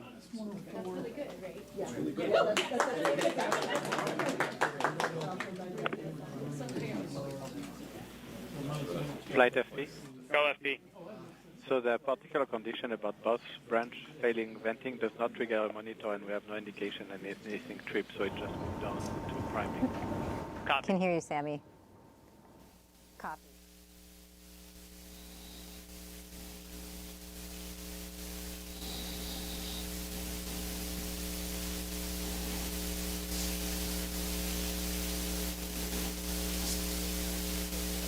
Is that if both branches fail venting, the behavior moves on to and attempts priming. So if that is successful, we could get into tracks on point like we're seeing here. Depending on the cause of the both branches failing venting, which we'll look for Prop to confirm more details on. Copy, activity. Activity, as you see signs of the launch behavior continuing, please call it out. Yes, if we're flight this activity. Go ahead. being in our track sun point, at this point, we are waiting the hour thermal roll. So we should all be looking for signs of being in the thermal roll right now. Copy activity. Yeah, flight GNC, just to confirm it again, we are in the thermal roll right now. And so GNC sees that we have already successfully found the sun, done a slew to sun point, and initiated the Z-axis roll. So good indication that GNC is using the engine successfully. Copy GNC. Do you have an estimate on the start time of that thermal roll? We're working that right now. Get that back to you. Thank you. And activity, when you have the telemetry in step 2-8 or can confirm the telemetry in step 2-8, please let me know. Flight C. Go ahead, B. Is Power seeing anything in the thermal roll? Do we see any change? Go ahead, Power. Stand by. So what you're hearing is that the propulsion system was primed. It didn't get a vent on it, but they have later come to get confirmation that indeed the spacecraft is in a roll, so the propulsion system appears to be working. Yeah, absolutely. They have all good telemetry and everything going well. The spacecraft team's very happy, and they got into their thermal roll and doing very well. So awesome to see deployment. Awesome to see Europa Clipper on its way for this successful mission. Great job by all the teams on today's launch. Big congratulations to the teams that have all been working so many years to get to this point. There's still a lot of work to do. Several hours from now, they will begin to cut the thermal knives that will slice open the holding mechanism that allows that solar array to expand, and then that'll bring them power to the spacecraft that'll get them on their way. Yeah, 30 meters solar. That's just impressive from that aspect. And Daryl, again, a great launch today, great separation. I say to Jenny on the host desk, awesome. Hope you're happy. Hope the JPL's team happy. We at LSP are so proud to provide you with SpaceX a great launch today. Thanks for being with us. And Daryl, as usual, thanks for having me on board for this launch. This was an exciting one. Well, we appreciate having you, Mick. Thank you for your expertise and your knowledge and insight in this mission. It is always helpful to help us understand what's going on. So thank you very much. And that'll wrap it up for us. So we'll send it now back to the host desk and Megan and Jenny. Yeah, thank you so much, Daryl and Mick. It was really cool to have you guys in there walking us through all of those milestones. And yes, I can confirm for you, Mick, that there were some happy tears next to me. more tears. So to recap, for those just joining us, the Europa Clipper spacecraft has separated from the Falcon Heavy second stage. It's on its own in space, but the team has confirmed a signal from the spacecraft and is now getting all the data that we were expecting from the spacecraft. How are you feeling in this moment? I know we just said happy tears. Happy tears. I know seeing the separation and the spacecraft moving away from the second stage is just, that's the last time that, human eyes will see the spacecraft, right? From now on, it's on its own. And so that's incredible. And getting AOS and then the full telemetry right afterwards, it's, we test these things, but it's amazing to see it happen and confirm. There's a little bit of relief in there. Yeah. We're going to hear from JPL in just a little bit about what full telemetry is, but I mean, explain why that is such a big deal.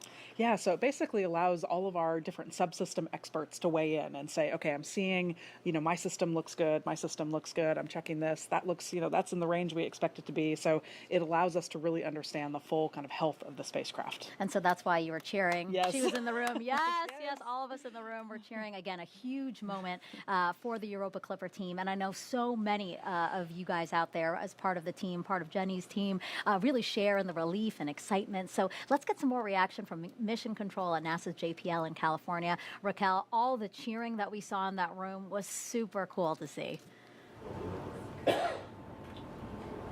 Yeah, Megan, and the cheering hasn't stopped. We just heard some moments ago, and the team is still celebrating. And right now, we are joined by Tim Larson, Deputy Project Manager for Europa Clipper. Now, Tim, there's been a tremendous amount of work that went into this moment. Tell me how you and your team are doing. This is so exciting. This is a culmination of the work of thousands of people representing millions of work hours over the years to design this mission, to design the spacecraft, build it, to test the entire system to make sure this system is now able to do everything it needs to do on the way to Jupiter and once we get there in our orbits around Europa.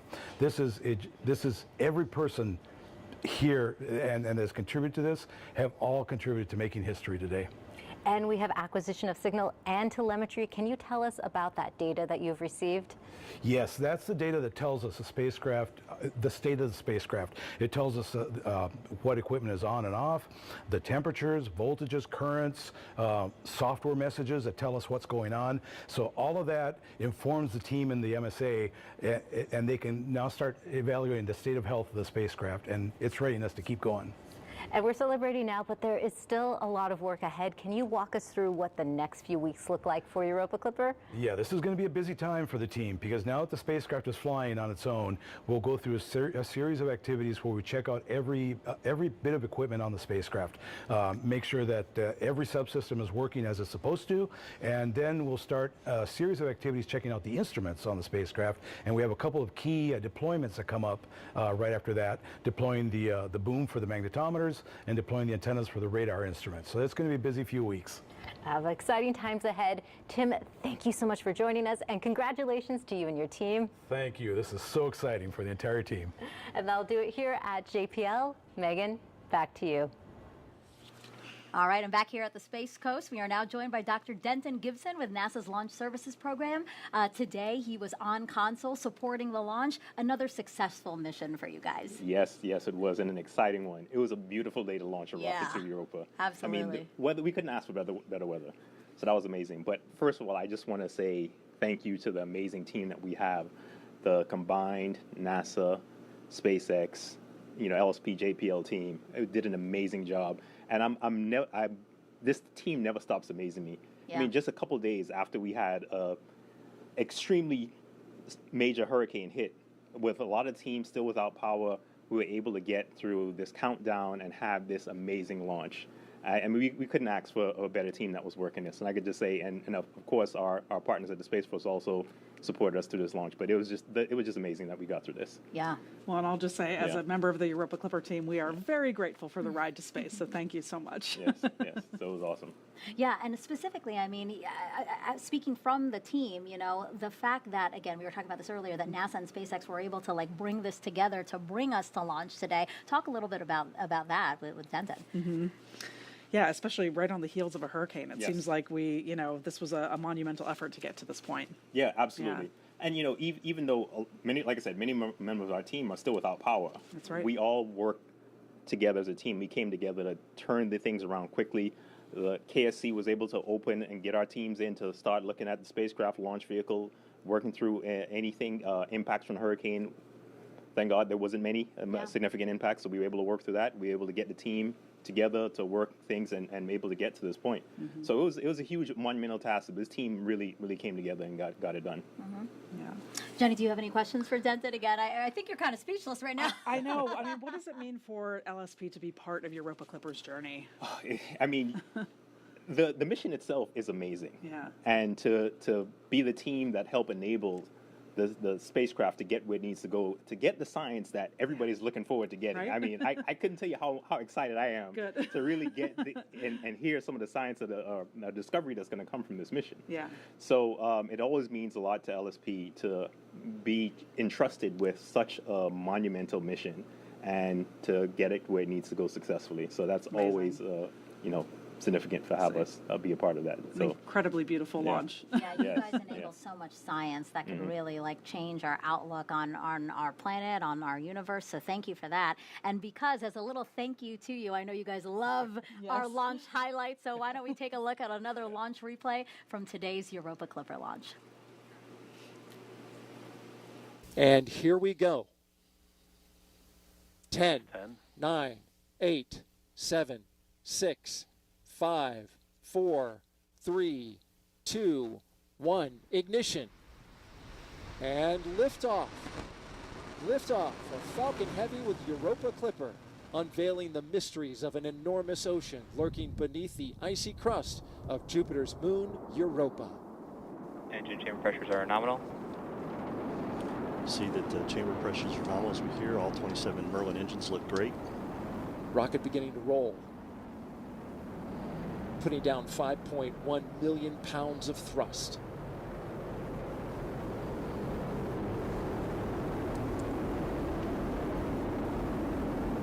Coming up, they're going to back off those engines just a bit. ready to head into max Power Q. and telemetry nominal. We hear that power and telemetry on the vehicle are good there. Everything's looking really Falcon well. Heavy is supersonic. They have reduced power in the center core to get through max Q, maximum dynamic pressure on the launch vehicle as we approach that. The 2 side boosters at full throttle. I feel like Jenny couldn't really watch that video because she was going to Nope. start breaking down again. Nope. I'll watch it later. Yeah, it was really cool to see that again, those highlights from today. It really just brought me goosebumps again to be thinking about the science that this launch is enabling. So that's going to wrap it for us here at Kennedy Space Center for this live launch coverage of NASA's Europa Clipper mission. A huge congratulations to everyone involved and a big thank you to everyone who participated in our broadcast, especially Jenny Kampmeyer. Thank you so much. It's been so fun to be here, and I just love the this is the start of our journey of exploration, scientific discovery, everything we're going to learn from Europa. It's just amazing. And again, this is huge for astrobiologists around the world, but really all scientific disciplines can really gain something from this. Absolutely, and it's going to change our understanding of kind of our place in the universe. If this is a world that could support life, what does that say about other solar systems that may also have worlds, like Europa? So you got to wait 5.5 years, though. I know. How do you feel about that? We got to be patient, but it's going to be worth the wait. I think we'll all be sitting on our hands anxiously waiting to get to Europa, but it's going to be worth it. And obviously there is work to be done while it's coasting there. One other thing that I wanted to bring up for before we let you all go is, Jenny, talk to us a little bit about your trajectory, how you got here to NASA, because I think that's an inspiring way to maybe end this broadcast. Yeah, people always ask, how can I work for NASA? How do I get to do what you're doing? There's a lot of different paths. My path was a little bit non-traditional. I started my career as an adult as a musician. I was a classical musician and orchestra librarian for a bunch of years. I went back to school for engineering, and now I'm here at NASA. And it was actually watching a launch that kind of kicked me down that path. So if you're out there and you're thinking, I want to work for NASA one day, just go down the path that you want to go down, and you can get there eventually. Yeah, and we're so lucky to have you. Thank you so much. And if you want to continue to follow along with this mission, just scan the QR code on the bottom of your screen. I promise it's the last one. This one will take you to europa.nasa.gov. Together, we will discover the mysteries of both Europa and our home planet. Have a great day, and go Europa Clipper. T-minus 10. I've never been more excited about the possibility of discovery. We are now at the point where we can bring together lots of different types of people. You talk about grit and determination and resilience. These are areas that humans aren't designed to go to. We put together this amazing adventure and mission. So when I turn it on, whoa! Decisions we might make could influence other things. And it's everything. I hope that we can do something to turn this around.